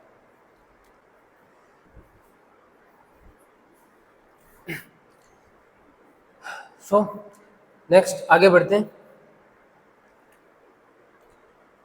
यस आगे एक और अपने पास इंपॉर्टेंट डेरिवेशन आता है, इसका नाम है परिनालिका के कारण उत्पन्न चुंबकीय क्षेत्र। तो परिनालिका के कारण उत्पन्न चुंबकीय क्षेत्र अपन किस तरह से निकालेंगे? देखो परिनालिका क्या होती है कि एक बेलनाकार छड़ होती है और उसके ऊपर पास पास अपन विद्युत रोधी तांबे की तार, ऐसे तार जिनके ऊपर प्लास्टिक चढ़ी हुई हो, उनको ऐसे पास पास लपेट देते हैं और उसके बाद में उस वायर के अंदर इलेक्ट्रिक करंट का फ्लो कराते हैं। तो ये जो खोखला बेलन है, इसके अंदर एक चुंबकीय क्षेत्र उत्पन्न हो जाता है और ये क्या बन जाता है? एक चुंबक बन जाता है, एक चुंबक की तरह व्यवहार प्रदर्शित करता है। तो अंदर इसके जो है वो चुंबकीय क्षेत्र उत्पन्न हो जाएगा। तो अंदर अब किस दिशा के अंदर होगा? तो उसके लिए अपन क्या करेंगे, देखो ये डॉट है, इसका मतलब यहाँ से बाहर आ रहा है और इस तरफ जा रहा है। तो ये अपने पास है वायर, ये क्या है वायर, ये वायर से ऐसे ऐसे विद्युत धारा प्रवाहित हो रही है और चारों तरफ इस तरह से रोटेट लपेटे हुए वायर है। अब अपन को निकालना है कि चुंबकीय क्षेत्र किस दिशा में आएगा। तो चुंबकीय क्षेत्र तो अपन निकाल सकते हैं कि वायर की करंट की डायरेक्शन के अंदर अगर अपन अंगुलियां मोड़े तो जो अंगूठा है वो बताएगा मेरे को चुंबकीय क्षेत्र की दिशा, चुंबकीय क्षेत्र बी की दिशा। ये दोनों में काम करता है। अगर मान लो इस तरह से तुम्हारे पास वायर है और इसके अंदर ये करंट की डायरेक्शन है, तो इस तरह अंगुलियां घुमाओगे तो ऊपर अपने को जो है वो चुंबकीय क्षेत्र की दिशा मिल जाएगी, ऐसे बीच के अंदर ऊपर की तरफ। ये मैग्नेटिक फील्ड की डायरेक्शन होती है। अगर करंट इस तरफ जा रहा है इस वायर में, तो अंगुलियां चारों तरफ घुमाओगे तो ये जो घुमी हुई अंगुलियां ये मैग्नेटिक फील्ड को बताती है, बी को बताती है। तो ये दोनों तरह से काम कर सकता है कि अगर करंट की डायरेक्शन में अंगुलियों को घुमाओगे तो चुंबकीय क्षेत्र मिलेगा, मैग्नेटिक फील्ड मिलेगा, और अगर मैग्नेटिक फील्ड की डायरेक्शन में घुमाओगे, सॉरी करंट के डायरेक्शन में थंब रखोगे तो मैग्नेटिक फील्ड देगा, और करंट के डायरेक्शन के अंदर ये कर्ल ऑफ फिंगर्स यानी अंगुलियों को, मुड़ी हुई अंगुलियों को घुमाओगे तो अपने पास ये जो अंगूठा है ये करंट भी देता है और ये मैग्नेटिक फील्ड यानी बी की डायरेक्शन भी शो करवाता है, देता है अपने को। तो दोनों तरह से ये जो नियम है वो काम कर सकता है। तो मैंने बी की डायरेक्शन को फाइंड कर लिया है कि इस दिशा के अंदर है। अब मेरे को एक लूप मानना है। एक मैं लूप मान लेता हूँ कि यहाँ पर एक ABCD मेरे पास लूप है, ये A, ये B है, ये C है और ये D है। तो ABCD एक लूप है। इस लूप के अंदर मैं सपोज कर लेता हूँ कि AB equals to BC equals to CD equals to इसकी लंबाई L है। ये मानना है, ये अपन ने मान लिया। ठीक। अब एक चीज और माननी है यहाँ पर कि एकांक लंबाई पर फेरों की संख्या। तो माना एकांक लंबाई पर माना एकांक लंबाई पर फेरों की संख्या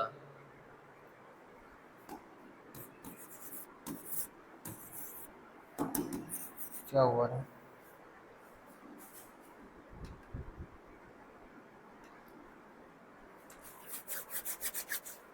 माना एकांक, चल जा।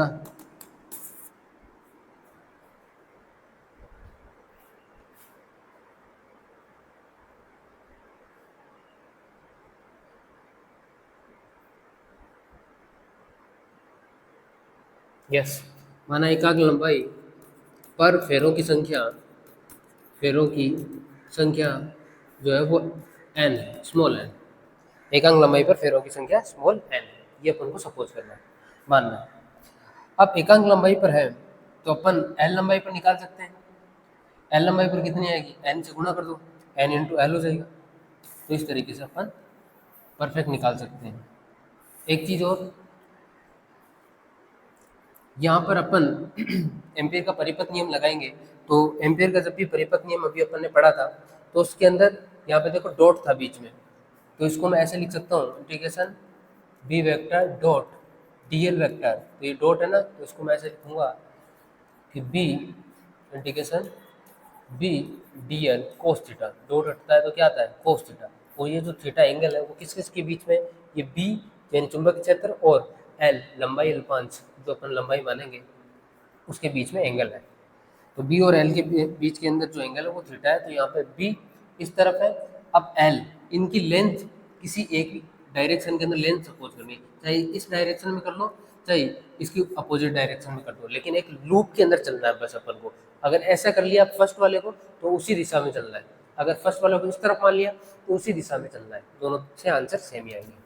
नाउ इस पर यहाँ पर एंगल देखो, डीएल की दिशा इस तरफ है और बी की भी दिशा इस तरफ है, तो यहाँ पर एंगल हुआ मेरे पास 0 डिग्री। इस पर बीसी पर बीसी पर एंगल हुआ देखो बी इस तरफ और ये ऊपर है, तो यहाँ हुआ थीटा 90 डिग्री। यहाँ पर ऊपर देखो, अब जैसे अंगुली अपन ने ऐसे घुमाई तो अंगूठा बी को डिनोट करता है, तो बाहर जो चुंबकीय क्षेत्र होगा, बाहर बी आउट, वो 0 होगा। ठीक है, उसके बाहर परिनालिका के बाहर चुंबकीय क्षेत्र होगा वो 0 होगा, अंदर आएगा। दूसरी बात, यहाँ पर जो एडी है, 0 मतलब नगण्य लेते हैं, थोड़ा बहुत होता है तो नगण्य आगे तो 0 रखते हैं। अब यहाँ पे एडी है, एडी देखो इसके डायरेक्शन ऐसी, बी की ऐसी, तो यहाँ पर भी 90 डिग्री है, तो यहाँ पर भी जो एंगल आएगा वो 90 डिग्री आएगा। तो यहाँ पर थीटा इक्वल्स टू क्या लिख रहा हूँ, 90 डिग्री। एडी पर भी 90 डिग्री। अब अपन सोल्व करते हैं इसको। अब यहाँ पे लगाते हैं एम्पियर का परिपथ नियम। तो एम्पियर का जो परिपथ नियम लगाएंगे वो देखो कैसे लगाएंगे, ये होता है, ये कुल समाकलन है ना किसका, बी और डीएल का, बी डीएल कोस थीटा, या फिर वेक्टर लिख दो पहले, इक्वल्स टू होता है म्यू नोट इंटू आई। आई कुल, आई कितना, कुल, क्योंकि कुल समाकलन लिया है। अब कुल कर लिया है, इसका मतलब अपन ऐसे लिख सकते हैं कि किस किस से प्रवाहित हो रहा है। ये अपने पास सबसे पहले ए बी से, ये लाइन इंटीग्रल है, ए बी का अलग लेंगे तो ए बी के बीच में देखो एल और बी के बीच में एंगल अलग है, तो बी ये डी एल, ये कोस, कोस कितना आएगा, कोस 0 डिग्री, कोस 0 डिग्री प्लस, अब इंटीग्रेशन लेंगे ऊपर वाली लाइन का, क्योंकि ये लाइन इंटीग्रल है इसलिए, यानी रे की समाकलन है तो एक रेखा के अनुदिश होगा, ये बी सी, बी सी, और ये बी ये डी एल, और कोस, कोस कितना लेंगे, कोस लेंगे 90 डिग्री प्लस, इसके साथ साथ अब की बार सी डी लेंगे, सी डी, और यहाँ पर बी और ये डी एल, यहाँ कोस 180, कोस 180 इस डायरेक्शन में, ये इधर है बी इधर है, तो थीटा कितना हुआ, थीटा हुआ 180 डिग्री। प्लस में अब की बार लेंगे ए डी, उसको थोड़ा छोटा करते हैं, यस, प्लस में ए डी, और ए डी के साथ बी ये dl और cos AD के साथ 90 डिग्री, ये 90 डिग्री। अब इक्वल टू क्या है, म्यू नॉट अपॉन में आई इंटू आई कुल कितनी हुई टोटल। तो अपन ने ये एल बना ना कि ये लेंथ एल है, तो एल लंबाई के अंदर कितने करंट आ रही है, कितनी करंट आ रही है, तो एकांक लंबाई पर फेरों की संख्या अपन ने ली है एन। तो एल लंबाई पर फेरों की संख्या, एल लंबाई पर फेरों की संख्या होगी एल इंटू एन, एल से गुणा हो गया। अब एक जो वायर है उससे करंट फ्लो हो रहा है आई, तो इतने वायर से कितना होगा उसको मल्टीप्लाई कर देंगे, यानी मेरे पास यहाँ आएगा एन इंटू एल इंटू आई, इतनी मेरे पास टोटल धारा प्रवाहित होगी इस बंद लूप से। नाउ यहाँ पर देखो सबसे पहले कोस जीरो की वैल्यू होती है 1, तो यहाँ पर आ जाएगा ये ये बी और ये D L plus B C, यहाँ पे कोस 90 ये जीरो हो गया, कोस 90 की वैल्यू जीरो इसलिए ये पूरा जीरो हो गया, और 90 का ये रहा 90, इसकी वैल्यू भी जीरो होगी। नाउ 180 है यहाँ पर, लेकिन यहाँ पे एक दिक्कत है सी डी के अंदर कि यहाँ पर बी की वैल्यू जीरो है, क्योंकि बाहर है ना इसलिए। अब बी की वैल्यू जीरो है इसलिए पूरा ही जीरो हो जाएगा, देखने की ज़रूरत नहीं है। तो म्यू नॉट ये एन ये एल और ये आई, तो ये भी जीरो हो गया पूरा मल्टीप्लाई होकर।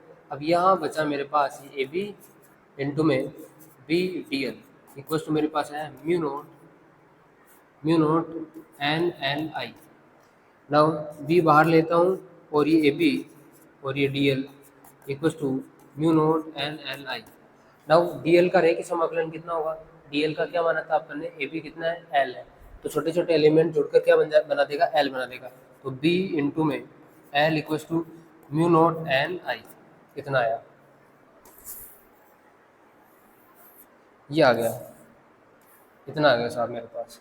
अब यहाँ से b की वैल्यू निकाल सकता हूँ मैं, इंटू में l भी तो था n l और i, यहाँ से l से l कैंसिल, तो b इक्वल टू आ गया म्यू नॉट एन आई। यहाँ तक तुम्हें करके आना है, b की वैल्यू कितनी आएगी म्यू नॉट एन आई, किसके लिए, ये आएगी परिनालिका के कारण उत्पन्न चुंबकीय क्षेत्र। आई होप डेरिवेशन समझ में आया होगा। इसके अंदर सिर्फ और सिर्फ एम्पियर का एक पथ बनाना है, बंद लूप बनाना है और रेखीय समाकलन करना है, जो कि एक रेखा के अनुदिश होता है। वहाँ पे A B B C C D और डी ए डी लिख दिया, डी ए लिख देना, तो B equal to mu not N I. यहाँ तक तुम्हें इस डेरिवेशन को करके आना है। आई होप ये क्लियर हुआ होगा। नेक्स्ट बढ़ते हैं आगे अगले वाले टॉपिक पे।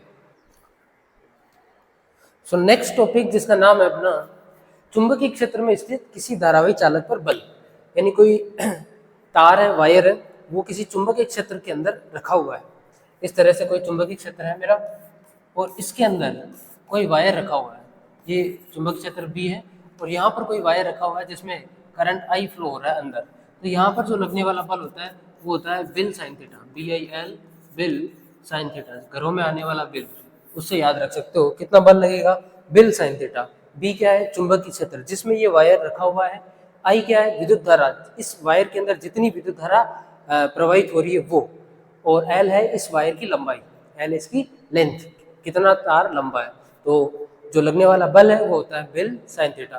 थोड़ा प्रूफ कर लेते हैं इसको किस तरह से होता है ये। सपोज करो कि ये मेरे पास एक वायर है और यहाँ पर मैग्नेटिक फील्ड है अंदर की तरफ इन्वर्टेड, अंदर की तरफ कोई मेरे पास मैग्नेटिक फील्ड है, उसके अंदर ये वायर रखा हुआ है। अब इसके अंदर इलेक्ट्रॉन है जो कि अनुगमन वेग विधि थर्ड चैप्टर में अपन ने पढ़ा है उससे चल रहा है, क्योंकि इसके अंदर विद्युत धारा प्रवाहित हो रही है इसीलिए ये इलेक्ट्रॉन मूव कर रहा है। और इस ये जो वायर है इसकी लेंथ है एल और इसका अनुप्रस्थ काट क्षेत्रफल है ए।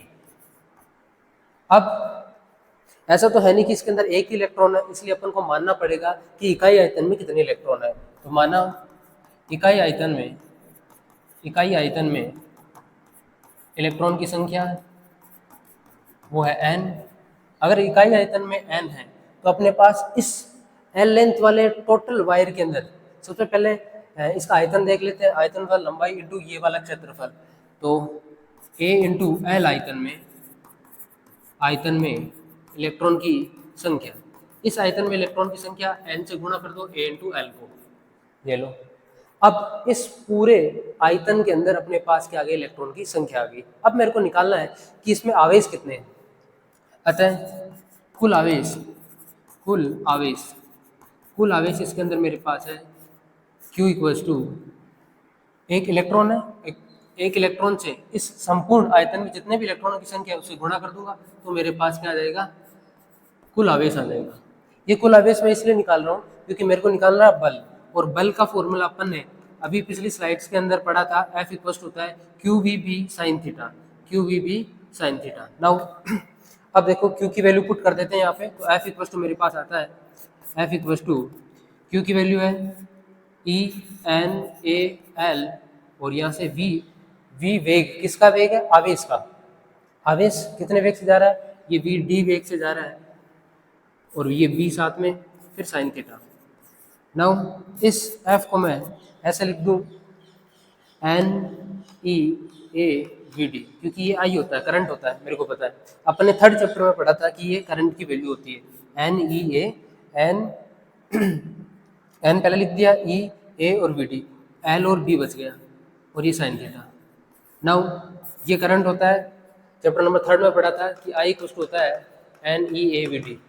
नाउ इसकी जगह मैं पुट कर सकता हूँ I की वैल्यू, सो मेरे पास F इक्वल्स टू निकल के आया ILB साइन थीटा। तो यहाँ से अपन के पास ये फॉर्मूला आ जाएगा F equals to BIL sine theta, BIL sine theta. I hope ये क्लियर हुआ होगा टॉपिक। नाउ आगे बढ़ते हैं। तो अब नेक्स्ट टॉपिक अपन करेंगे दो समांतर धारावाही चालकों के मध्य लगने वाला बल। अब ये दोनों, जिसमें से जो डायरेक्शन है करंट की, दोनों में एक ही दिशा के अंदर विद्युत धारा का प्रवाह हो रहा है, तो इन पर बल कैसे लगेगा। अभी अपन ने पढ़ा कि F इक्वल्स टू क्या होता है, BIL साइन थीटा होता है। इसी से अपन बल का फॉर्मूला निकालेंगे कितना बल लग रहा है, यानी कि B चुंबकीय क्षेत्र में अगर I धारा प्रवाहित हो रहा है, एक वायर रखा हुआ है L लंबाई का, तब उस पर जो बल लगता है वो BIL लगता है। लेकिन यहाँ चुंबकीय क्षेत्र किससे आएगा, तो स्टार्टिंग में अपन ने जब चैप्टर स्टार्ट हुआ था तब पढ़ा था कि अगर किसी वायर से विद्युत धारा प्रवाहित हो रही है तो उसके चारों तरफ चुंबकीय क्षेत्र उत्पन्न हो जाता है, और इसको दाहिने हस्त के नियम अनुसार निकाला जाता है। तो चुंबकीय क्षेत्र की दिशा निकालने के लिए ऐसे गोलाकार, तो इसकी जो दिशा आएगी वो इस तार के ऊपर इस तरह से आएगी, क्रॉस में B, यानी अंदर की तरफ यहाँ पे चुंबकीय क्षेत्र आएगा। तो इस पर बल किस दिशा में लगेगा, तो फ्लेमिंग के वामहस्त नियम का उपयोग करते हुए देखो, ऊपर धारा जा रही है, ऊपर कर लिया, और चुंबकीय क्षेत्र अंदर है तो ये वाली अंगुली अंदर की तरफ, तो बल इस पर लगेगा इस तरफ, मतलब इस दिशा के अंदर इस पर लगेगा बल F। ठीक, इस तार को A बोल देता हूँ मैं, इस तार को B बोल देता हूँ, और इसकी जो लंबाई है तार की वो अपन मान लेते हैं कि लंबाई है L। नाउ इन दोनों को कर दें छोटा। अब अपन को ये B कैलकुलेट करना है कि B कितना आएगा। B आ जाएगा तो B में यहाँ पे रख दूंगा, I इससे प्रवाहित हो रही है IB, तो इस पर जो बल आएगा वो आएगा, अगर मैं यहाँ पे B की वैल्यू रख दूँ निकाल के, उसके साथ साथ I कौन सी, इससे करंट कितना प्रवाहित हो रहा है वो B इंटू L, और साइन किस किस के बीच में एंगल होता है, ये होता है B और आइडियल के बीच में, यानी B नीचे आइडियल ऊपर है, धारा ऊपर जा रही है, B अंदर है, तो बीच के अंदर एंगल बना 90, तो यहाँ पर लिख दिया मैंने 90, साइन 91। अब B की वैल्यू निकाल के यहाँ पुट करनी है बस। नाउ अब ध्यान से देखें तो ये मेरे पास एक वायर है। अब एम्पियर के परिपथ नियम से इन दोनों के बीच की जो डिस्टेंस होती है, तो डेरिवेशन के अंदर दी गई होगी पहले से ही, ये D है, इसके इनकी जो बीच की जो दूरी है वो D है। तो अपन को इस वायर की वजह से, यानी A की वजह से, जिसके अंदर जो धारा है वो IA है, IA प्रवाहित हो रही है, यहाँ से D दूरी के ऊपर मेरे को निकालना है चुंबकीय क्षेत्र कितना आएगा, अंदर की तरफ आएगा और वो कितना आएगा, ये अपन को निकालना है। तो मैं क्या करता हूँ, एक परिपथ बना देता हूँ ऐसे वृत्ताकार। अब एम्पियर के परिपथ नियम से अपन क्या कर सकते हैं, इसमें B की वैल्यू निकाल सकते हैं। तो एम्पियर का परिपथ नियम क्या बोलता है कि BDL cos theta equal to होता है म्यू नॉट इंटू आई। इससे कितनी धारा प्रवाहित हो रही है, वो IA है, ये A लिख दिया। अब B और DL के बीच में एंगल कितना है वो भी लिखो, ये B, ये DL एंगल है मेरे पास, B और DL के बीच में एंगल, B तो अंदर है, और जैसे ये एक वायर है और इसके चारों तरफ अपन ने क्या माना है, परिपथ माना है, तो परिपथ का DL अल्पांश यहाँ पर लेंगे, तो अगर इस दिशा में चल रहे आगे तो अपन इसी दिशा के अंदर डीएल की जो दिशा है वो भी अंदर की तरफ होगी यहाँ पर, क्योंकि जो डीएल है लंबाई अल्पांश, जिस तरफ अपन चलते हैं उसकी जो दिशा होती है उसी तरफ होती है। तो ये भी अंदर की तरफ, ये भी अंदर की तरफ, तो थीटा आ गया मेरे पास 0 डिग्री, और cos 0 की वैल्यू होती है 1 म्यू नॉट आई ए। अब यहाँ से मेरे पास b तो आ गया बाहर, अंदर बचा dl equal to mu not I ए।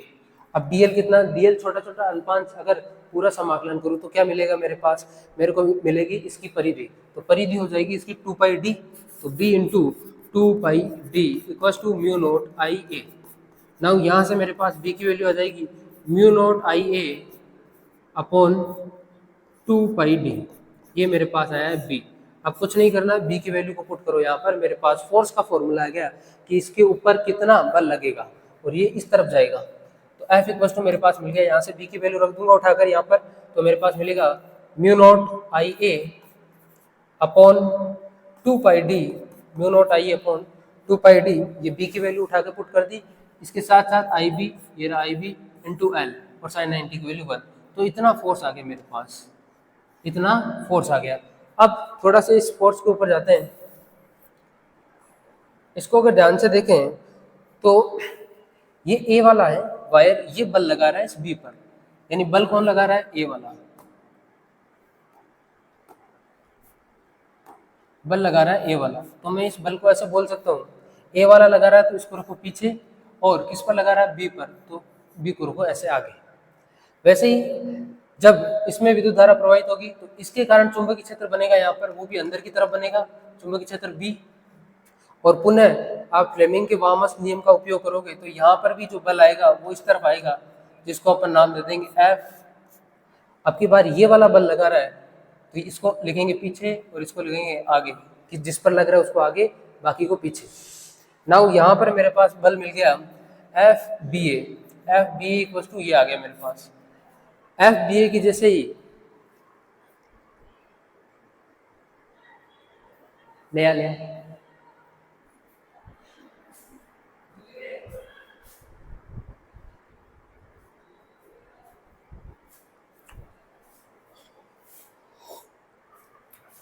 तो यहाँ पर एफ बी आ गया अपने पास ये वाला। नाउ ऐसा क्या, ऐसा ही इसी, अब यहाँ पे लिख देंगे इसी प्रकार से अपन एफ ए बी भी निकाल सकते हैं, एज इट इज यही आएगा, म्यू नोट आई ए की जगह कर देना आई बी, और इस बी की जगह कर देना आई ए, एल अपॉन में 2 pi L, 2 pi D, as it is same to same यही प्रोसेस वापस से अपनाएंगे। तो ये वाला बल भी निकाल लेंगे एफ ए बी, जो कि बी लगा रहा है किस पर, बल ए पर, यहाँ पर जो ए है वो किस पर लगा रहा है, बल बी पर। ठीक है, आई होप ये क्लियर हुआ होगा। फिर तो आपकी बुक के अंदर ये भी दिया हुआ है कि एकांक लंबाई पर कितना बल लगता है। एकांक लंबाई का मतलब हो गया एफ बी ए अपॉन में लंबाई का डिवाइड दे देंगे। अगर इसके अंदर मैं लंबाई का डिवाइड दे दूं तो एल से एल कैंसिल हो जाएगा, और मेरे पास वैल्यू आएगी mu not I one, mu not I A I B upon में 2 पाई डी, 2 पाई डी। ऐसे ही अगर मैं एफ बी ए के अंदर, सॉरी एफ ए बी के अंदर डिवाइड दूं एल का, मतलब एकांक लंबाई पर कितना जो बल आ रहा है वो निकल के आ जाएगा, एल से एल कैंसिल हो जाएगा, और इतनी वैल्यू अपने पास निकल के वापस आ जाएगी। नाउ ये सब हो गया। एक चीज और, यहाँ पर ये दोनों देखो, ये इधर आ रहा है, ये इधर आ रहा है, इसका मतलब ये जो बल की प्रकृति है वो आकर्षण प्रकृति का है, आकर्षण। अगर इसी जगह अगर दोनों वायर जिसमें अभी एक ही दिशा के अंदर विद्युत धारा जा रही है, यानी इसमें भी ऊपर जा रही है, इसमें भी ऊपर जा रही है, अगर एक में ऊपर जाती है दूसरे में नीचे जाती है तो यहाँ पर प्रतिकर्षण प्रकृति का बल लगता है। फॉर एग्जाम्पल जैसे ये 2 वायर है, एक में जा रही है धारा ऊपर और एक में आ रही है धारा नीचे, तो अब की बात जो फोर्स लगेगा, एक पर इसका इस तरफ लगेगा एफ और इसका इस तरफ लगेगा एफ, यानी एक दूसरे से दूर जाएंगे, यानी जो बलों की प्रकृति होगी वो एक दूसरे के विपरीत होगी, या फिर प्रतिकर्षण बल यहाँ पे अपन बोल सकते हैं कि लगेगा। तो ये तुम्हें दिमाग में रखना है, कभी 1 नंबर के अंदर आ सकता है, जो ऑप्शंस वाले क्वेश्चन आते हैं उनमें। अब आगे अपन पढ़ेंगे एक समान चुंबकीय क्षेत्र में आयताकार धारावाही पास पर बल आघूर्ण, यानी बल आघूर्ण कितना लग रहा है। बल आघूर्ण का सीधा फॉर्मूला तुम्हें याद रखना है कि जो बल आघूर्ण होता है टो, वो टो होता है बल गुणा दोनों बलों के मध्य दोनों बलों के मध्य की लंबवत दूरी। अब दो बल कौन कौन से लग रहे हैं? तो मतलब जिसको भी बल आघूर्ण लग रहा है, मतलब घुमाने में जो भी आघूर्ण हो रहा है वो, तो दो बल घुमाने में एक साथ कार्यरत होंगे तो दोनों में से एक का ही परिमाण लेना है, या फिर एक ही लग रहा है तो वही लेना है। अगर दो लग रहे हैं तो भी एक ही लेना है बल, वो यहाँ पे रखना है, दोनों बलों के बीच की दूरी रखनी है। नाउ ये दूसरा फॉर्मूला भी यूज कर सकते हो यहाँ पर कि दोनों गुणनक से लंबवत दूरी। उस केस के अंदर अपन को ये जो टो है वो कुल नहीं मिलेगा, अगर ये फॉर्मूला लगाएंगे तो टो यहाँ पे अपन को कुल मिल जाएगा, टोटल कितना आ रहा है। तो ये फॉर्मूला यूज करने के लिए मेरे को निकालना पड़ेगा एफ बल। अब बल कितना लग रहा है, ये देखो, ये वायर है सारे के सारे ABCD। इस वायर के अंदर इस तरह से इलेक्ट्रिक करंट का फ्लो हो रहा है ऐसे। तो अपन को पता है कि जो किसी भी वायर के ऊपर बल लग रहा है या बल लगता है तो वो लगता है बिल साइन थीटा। तो एफ, सबसे पहले मैं AD के ऊपर देखूंगा, A और ये D, AD के ऊपर कितना बल लग रहा है। AD के ऊपर बल, यहाँ से देखो चुंबक क्षेत्र इस तरफ, और आइडियल ये विद्युत धारा की दिशा ऊपर की तरफ, आई की तरफ दिशा ऊपर की तरफ, मतलब दोनों के बीच में एंगल बना 90। बी इधर और धारा ऊपर, दोनों के बीच में एंगल 90। तो BIL साइन सिर्फ थीटा लिखते हैं क्योंकि अपन को जो फॉर्मूला निकाल के लाना है वो थीटा के अंदर लाना है। नाउ एफ बल CD के ऊपर देखते हैं, AD के ऊपर, फिर DC के ऊपर ले लेते हैं। इसके ऊपर कितना बल लग रहा है ऊपर, इसके ऊपर लग रहा है BIL, यहाँ पे हो जाएगा साइन 0 डिग्री। साइन 0 का मतलब 0, क्यों 0 क्यों हो रहा है? देखो विद्युत धारा की दिशा इस तरफ और B की दिशा भी इसी तरफ है, इसलिए एंगल हो गया 0। नाउ यहाँ पे F अब की बार लूंगा मैं CB, तो बिल BIL और साइन अब की बार थीटा ले लेते हैं। इतना फोर्स लगेगा क्योंकि ये जो कुंडली है वो घूमेगी, और घूमेगी इसलिए मैं थीटा ले रहा हूँ 90 नहीं ले रहा हूँ क्योंकि एक जगह नहीं रहेगी, तो थीटा बार बार बदलता रहेगा, इसलिए मैं ये ले रहा हूँ। तो लास्ट एफ फोर्स लिखना है अपनों को AB पर। AB पर कितना लगेगा? बिल BIL और साइन यहाँ पे 0 डिग्री, साइन 0 की वैल्यू 0। अब साइन 0 क्यों लगा यहाँ पर? एक मिनट, यहाँ पे 180 लगेगा। देखो इसकी डायरेक्शन, आई की डायरेक्शन ऐसी और B की डायरेक्शन ऐसा, तो यहाँ पर हो गया साइन 180, साइन 180 डिग्री, और 180 की वैल्यू भी कितनी होती है? 0। तो यहाँ पे अपने पास 0 आंसर आ जाएगा। तो इस तरह से अपन ने फोर्स निकाल लिया हर एक भुजा पर, हर एक साइड पर अपन ने निकाल लिया फोर्स, ये आ गया मेरा। अब यहाँ पर देखो, एक तो इस पर बल लग रहा है, एक इस पर बल लग रहा है, बाकी इन दोनों कोणों पर कोई बल नहीं लग रहा है। इसका मतलब ये कुंडली घूमेगी, इन दोनों की वजह से घूमेगी और ऐसे घूमेगी। ठीक, अब फ्लेमिंग के वामहस्त नियम से सबसे पहले ऊपर विद्युत धारा की दिशा और B की दिशा इस तरफ, तो देखो अंगूठा किधर जा रहा है? अंगूठा अंदर की तरफ जा रहा है, अंदर की तरफ बल लगेगा, मतलब यहाँ पे मैं लिख देता हूँ क्रॉस, ये लो क्रॉस F, जो बल की दिशा है वो अंदर की तरफ है। यहाँ पर देखो इस तरफ करंट नीचे की तरफ आ रहा है, B की दिशा ये रहा, अंगूठा बाहर की तरफ आ रहा है, मतलब इस भुजा पर जो बल लगेगा वो डॉट यानी बाहर की तरफ, बल बाहर की तरफ आएगा। नाउ अब इधर से तो अंदर की तरफ लग रहा है, इधर से बाहर की तरफ, इसलिए ये कुंडली क्या हो जाएगी? घूम जाएगी पूरी। इसका मतलब बल आघूर्ण लगेगा, तो घूमेगी कितनी? इन दोनों में से या तो ये या ये, इन दोनों में से कोई भी एक बल का परिमाण यहाँ पे रखना है, F की जगह रख दो। तो मेरे पास आएगा तो कुल equals to BIL sine theta into दोनों बलों के बीच की दूरी, ये एक बल ये लग रहा है, एक बल ये लग रहा है, दोनों के बलों के बीच की दूरी है B, ये लो B। नाउ तो कुल मेरे पास कितना आया? तो कुल मेरे पास आया BI, अब देखो L और B को मैं एक साथ ले रहा हूँ और ये साइन थीटा।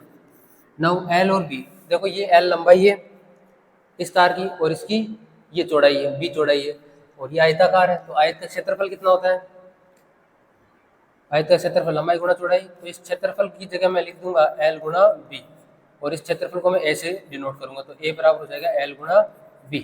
नाउ L गुणा B की जगह मैं A लिख देता हूँ, तो BIA ये साइन थीटा, इतना आ गया मेरे पास तो कुल।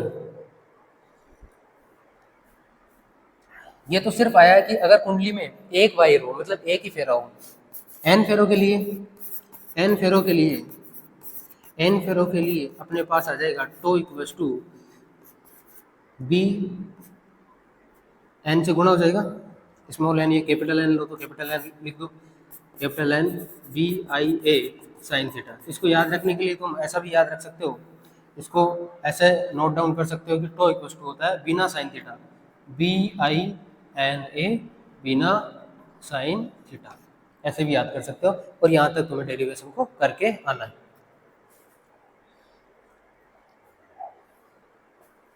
आई होप इतना क्लियर हुआ होगा।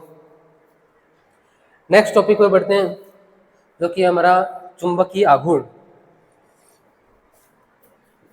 चुंबकीय आघूर्ण जो होता है वो होता है m equals to I into A, I into ए।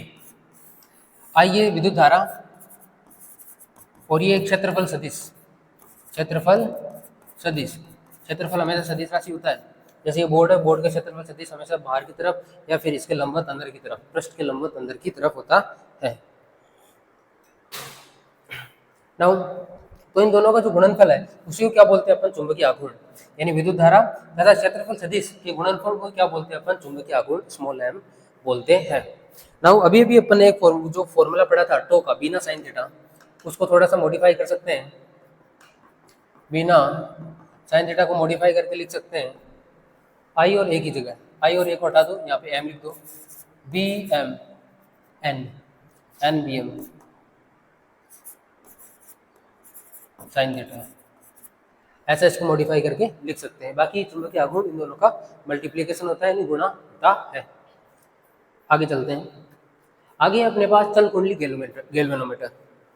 तो चल कुंडली गैल्वेनोमीटर क्या होता है, इसके अंदर दो अपनी त्रिज्य चुंबक रखी होती है। ये साइड के अंदर जो एन और एस बना रखे हैं और ये थोड़ी सी कर्व्ड है, ऐसे मुड़ी हुई है, इनको बोलते हैं त्रिज्य चुंबक। त्रिज्य चुंबक इसलिए लगाते हैं ताकि यहाँ पर जो चुंबकीय क्षेत्र होगा इस कुंडली पर, यहाँ पर बेलनाकार कुंडली रखी हुई है, तो इस कुंडली के हमेशा जो चुंबकीय क्षेत्र है वो लंबवत रहे, इसलिए अपन इसको त्रिज्य बनाते हैं, यानी ऐसे थोड़ी सी टिल्ड बनाते हैं, मुड़ी बनाते हैं चुंबक को।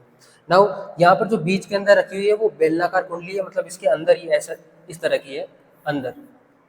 ये तुम्हें बाहर वाला पोर्शन दिख रहा है, यहाँ पर अंदर इस तरह से बनी हुई है और इसके ऊपर बहुत सारे फेरे हैं, नंबर ऑफ टर्न्स। ये वायर है, ये दोनों वायर है। अब जैसे ही इसके अंदर इलेक्ट्रिक करंट का फ्लो होगा, इलेक्ट्रिक करंट का फ्लो होगा, भाई गैल्वेनोमीटर है तो ये धारा का मापन करता है। तो मान लो अपन ने विद्युत धारा का इसमें फ्लो करवाया, तो देखो बाहर चुंबक इसी तरह लग रहा है और यहाँ पर एक कुंडली बन रही है और कुंडली के ऊपर अभी अपन ने जाना कि जो टो है बल आघूर्ण, मतलब जैसे ही विद्युत धारा प्रवाहित करेंगे बाहर चुंबक है तो ये घूमने लग जाएगी। और टो कितना लगेगा, वो लगेगा बिना साइन थीटा, बिना साइन थीटा इतना ये अपने पास टो लगेगा। तो ये क्या करेगा, घूमने लग जाएगा बेलनाकार। और इसके ऊपर ये जो देख रहे हो ये स्प्रिंग सा, इसको ये स्प्रिंग ही है एक, ये क्या है स्प्रिंग, और इस स्प्रिंग से ये अपनी एक सुई जो कि विक्षेप बताती है यहाँ पर, जो कि धारा बताती है कि कितनी धारा अपन को मिली है उस विद्युत धारा के प्रवाह से। तो ये जो स्प्रिंग लगी हुई है ये घूमने लगेगी और स्प्रिंग के साथ ही ये अपन को विक्षेप बता देगी कि इसके अंदर कितना विक्षेप हुआ, और अपन को ये सांकेतिक रूप में बता देगा कि यहाँ पर इतनी मिली एम्पियर में या माइक्रो एम्पियर में विद्युत धारा का प्रवाह हो रहा है। आई होप इतना क्लियर हुआ होगा। अब इस स्प्रिंग का ये घूमेगी तो इसमें एन टन उत्पन्न होगा। एन टन मतलब ये घूमेगी तो घूमकर एकदम सिकुड़ जाएगी, तो इसको बोलते हैं एन टन। एन टन इसमें क्या होगा, एन टन उत्पन्न होगा और एन टन कोण को अपन बोलते हैं फाई, एन टन कोण को बोलते हैं फाई। नाउ इस टो के बराबर ये जो टो है इस टो के इक्वल में हो जाएगा अपने पास के फाई। के फाई टो ही होता है, लेकिन इस किसका टो, इस स्प्रिंग का, तो इसी के बराबर होगा। जितना ये अंदर से कुंडली बेलनाकार कुंडली को घूमेगी उतनी स्प्रिंग घूमेगी, उतनी स्प्रिंग घूमने से अपन टो को इसके इक्वल रखेंगे। टो इक्वल टू अपने पास के फाई होता है, और फाई क्या है, एन टन नियतांक, सॉरी के क्या है, एन टन नियतांक, एन टन नियतांक।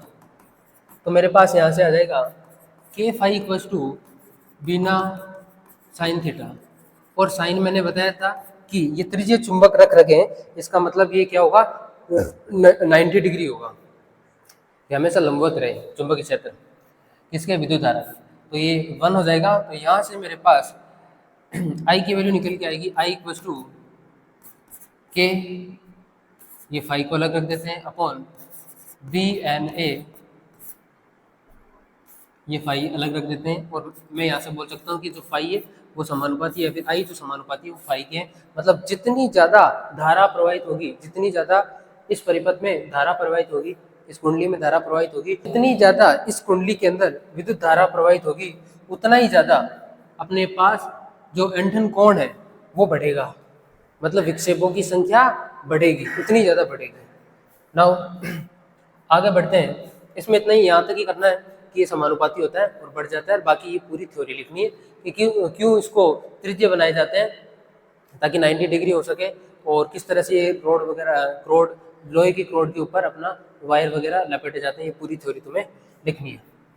नाउ नेक्स्ट देखते हैं, गैल्वेनोमीटर से अमीटर और अपन को बनाना वोल्टमीटर। गैल्वेनोमीटर से अमीटर कैसे बनता है और वोल्टमीटर कैसे बनता है। देखो गैल्वेनोमीटर जो अपन ने ये पढ़ा है, ये सिर्फ मिली एम्पियर या माइक्रो एम्पियर, इतनी छोटी धारा मतलब सूक्ष्म धाराओं को ही मापता है। बड़ी धाराओं को मापने के लिए ये जो डिवाइस है वो नहीं बना है, ठीक है। बड़ी धाराओं को अमीटर मापता है। तो इससे गैल्वेनोमीटर से अपन क्या बनाएंगे, अमीटर बनाएंगे और वोल्टमीटर बनाएंगे। तो अमीटर बनाने के लिए क्या करेंगे अपन, एक आरएस, इसको बोलते हैं शंट प्रतिरोध, आरएस को बोलते हैं शंट प्रतिरोध, शंट प्रतिरोध। ये अलग से एक प्रतिरोध है जिसको, ये जी मतलब गैल्वेनोमीटर है, तो इस गैल्वेनोमीटर के अपन समांतर क्रम या फिर पार्श्व क्रम के अंदर ऐड कर देंगे, संयोजित कर देंगे, ताकि ये अमीटर बन सके। क्यों, अगर इसको समांतर क्रम में संयोजित नहीं करें तो वोल्टमीटर से जितनी करंट फ्लो होगी तो वोल्टमीटर का जो प्रतिरोध होता है वो बहुत ज़्यादा होता है। इसलिए अपन एक छोटा प्रतिरोध, अल्प प्रतिरोध ऐसे बोलेंगे, ये जो अल्प प्रतिरोध है आर एस है यहाँ पे, तो अल्प प्रतिरोध, अल्प प्रतिरोध आर एस है यहाँ पे, अल्प प्रतिरोध को अपन पार्श्व क्रम में जोड़ देते हैं। अब इन दोनों का टोटल करेंगे, इसका आर बहुत ज्यादा है, इसका आर बहुत कम है, तो कुल अगर करेंगे पार्श्व क्रम के अंदर तो कुल मेरे पास प्रतिरोध कम आएगा और आराम से धारा प्रवाहित हो जाएगी, यहाँ से इधर से निकल के धारा प्रवाहित हो जाएगी पूरी। अगर सिर्फ ये लगाते हैं तो पूरी को ये धारा को रोक लेता है, प्रवाहित नहीं होने देता, इसलिए अपन ने अल्प प्रतिरोध लगा दिया। अब क्या करेंगे, दोनों समांतर क्रम में, तो मेरे को इस आर एस की वैल्यू निकालनी है। पहला क्वेश्चन तो ये पूछा है कि गैल्वेनोमीटर से अमीटर कैसे बनाएं, कि शंट प्रतिरोध को गैल्वेनोमीटर के समांतर क्रम या पार्श्व क्रम में ऐड कर दो। अब इस आरएस की वैल्यू पूछेगा। अब ये समांतर क्रम में तो दोनों का वोल्टेज बराबर होगा, means G V G equals to V, यहाँ पे शंट का दोनों क्या होगा, वोल्टेज बराबर होगा, वी बराबर होगा, वी बराबर क्या होता है, आई आर। इसके इसको मान लो कि इसका जो प्रतिरोध है वो है आर जी गैल्वेनोमीटर का। सो वी बराबर आई आर होता है, आई इसमें जा रहा है आई जी, और ये हो गया R G equal to V, यहाँ पर आई कितना है, इसमें आ रहा है आई माइनस आई जी, आई माइनस आई जी, क्योंकि आई इधर से आया, आई जी तो इसमें चला गया गैल्वेनोमीटर में, तो जो बची वो इधर आएगी, इसलिए आई माइनस आई जी हो गया। इनटू के अंदर आर, आर तो ये स्मॉल आर एस था, और यहाँ से आर एस की वैल्यू आ जाएगी मेरे पास शंट प्रतिरोध की, आई जी अपो आई जी इंटू आर जी अपॉन में आई माइनस आई जी। ये लो, यहाँ तक तुम्हें करना है इसको। नाउ इसकी बात करते हैं। यहाँ पर जो गैल्वेनोमीटर है उसको अपन ने बदला है वोल्ट मीटर में, तो यहाँ पर आर एच, एच का मतलब यहाँ समझोगे तुम हाई, तो उच्च प्रतिरोध को, एक उच्च प्रतिरोध को अपन क्या करते हैं, गैल्वेनोमीटर के श्रेणी क्रम में जोड़ते हैं, गैल्वेनोमीटर के श्रेणी क्रम में जोड़ते हैं। इसमें देखो निम्न प्रतिरोध को पार्श्व या समांतर क्रम में जोड़ने से जो कुल प्रतिरोध हुआ वो बहुत ज्यादा कम हो गया और अमीटर बन गया, क्योंकि अमीटर जो आदर्श अमीटर होता है, आदर्श अमीटर होता है उसका जो प्रतिरोध होता है वो 0 होता है, 0 होता है, और जो आदर्श वोल्टमीटर होता है उसका जो प्रतिरोध होता है वो अनंत लेते हैं अपन आदर्श वोल्टमीटर का, ठीक है। यानी कि अपन को प्रतिरोध बहुत ज्यादा हाई रखना है, हाई रखने के लिए जोड़ देंगे, इसलिए टोटल जो प्रतिरोध होगा वो हो जाएगा, इसका अगर आर जी प्रतिरोध माने तो R G plus R H, R G plus R H. Now यहाँ पर वी इक्वल्स टू मैं लेके चलूँ तो V इक्वल टू क्या होगा IR। या ऐसे समझ लो कि दोनों के अंदर जो विभव है, इसके अंदर V1 है और इसके अंदर V2 विभव है, तो जो कुल विभव होगा V, वो होगा V1 प्लस V2। V ये कुल विभव है, तो V कुल इन दोनों का योग होगा, तो V1 पहले इसको देखते हैं, तो ये हो जाएगा V और V बराबर IR तो IG इंटू R कितना है, R इसका RG है, ये RG लिख दिया, प्लस V2, V बराबर वापस से IR लगाएंगे, तो I इसके अंदर करंट, क्योंकि श्रेणी क्रम में तो I सेम ही जाएगी, तो I की जगह IG लिख देंगे, इंटू में जो प्रतिरोध है वो लिख देंगे RH। ये मेरे पास आ जाएगा, इधर से मेरे को RH की वैल्यू फाइंड करनी है, तो V माइनस हो जाएगा IG RG equal to IG RH। यहाँ से RH की अगर वैल्यू मैं निकालना चाहूँ तो यहाँ पे हो जाएगा V अपॉन में, दोनों को अलग अलग डिवाइड दे दिया,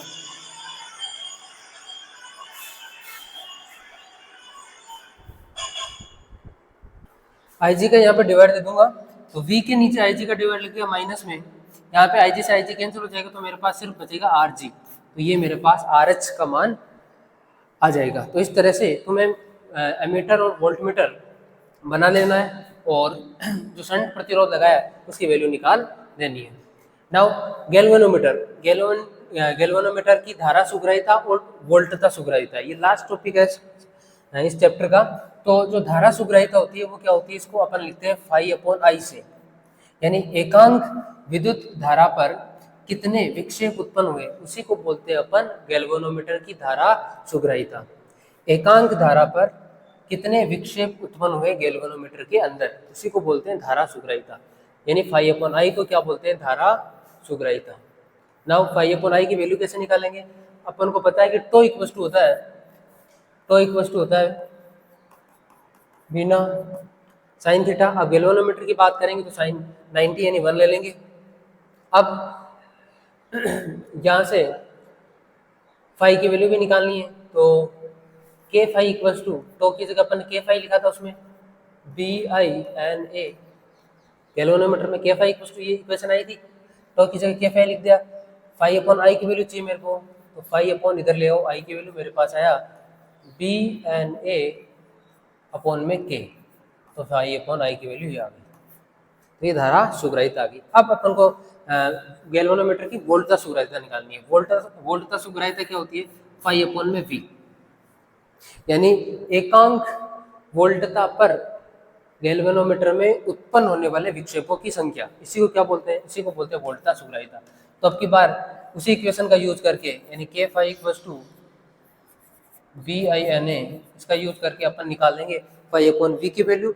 बाय द वे यहाँ पे V नहीं है, इसलिए अपन को पता है V इक्वल्स टू IR होता है, और यहाँ से I की वैल्यू मैं पुट कर दूंगा V/R, यहाँ पर I की वैल्यू V/R पुट करेंगे, I की वैल्यू V/R, तो यहाँ से के phi equals to B, I की वैल्यू V/R NA, तो अपन को तो फाई अपॉन V से मतलब है, तो phi upon V equals to, इधर आया मेरे पास B, के नीचे चला जाएगा, BNA अपॉन में RK, ये अपना वोल्टता सुग्राहिता आ गया। तो यहाँ तक बने रहने के लिए बहुत बहुत धन्यवाद। यहाँ अपना लेक्चर कंप्लीट होता है, मिलते हैं नेक्स्ट लेक्चर के अंदर।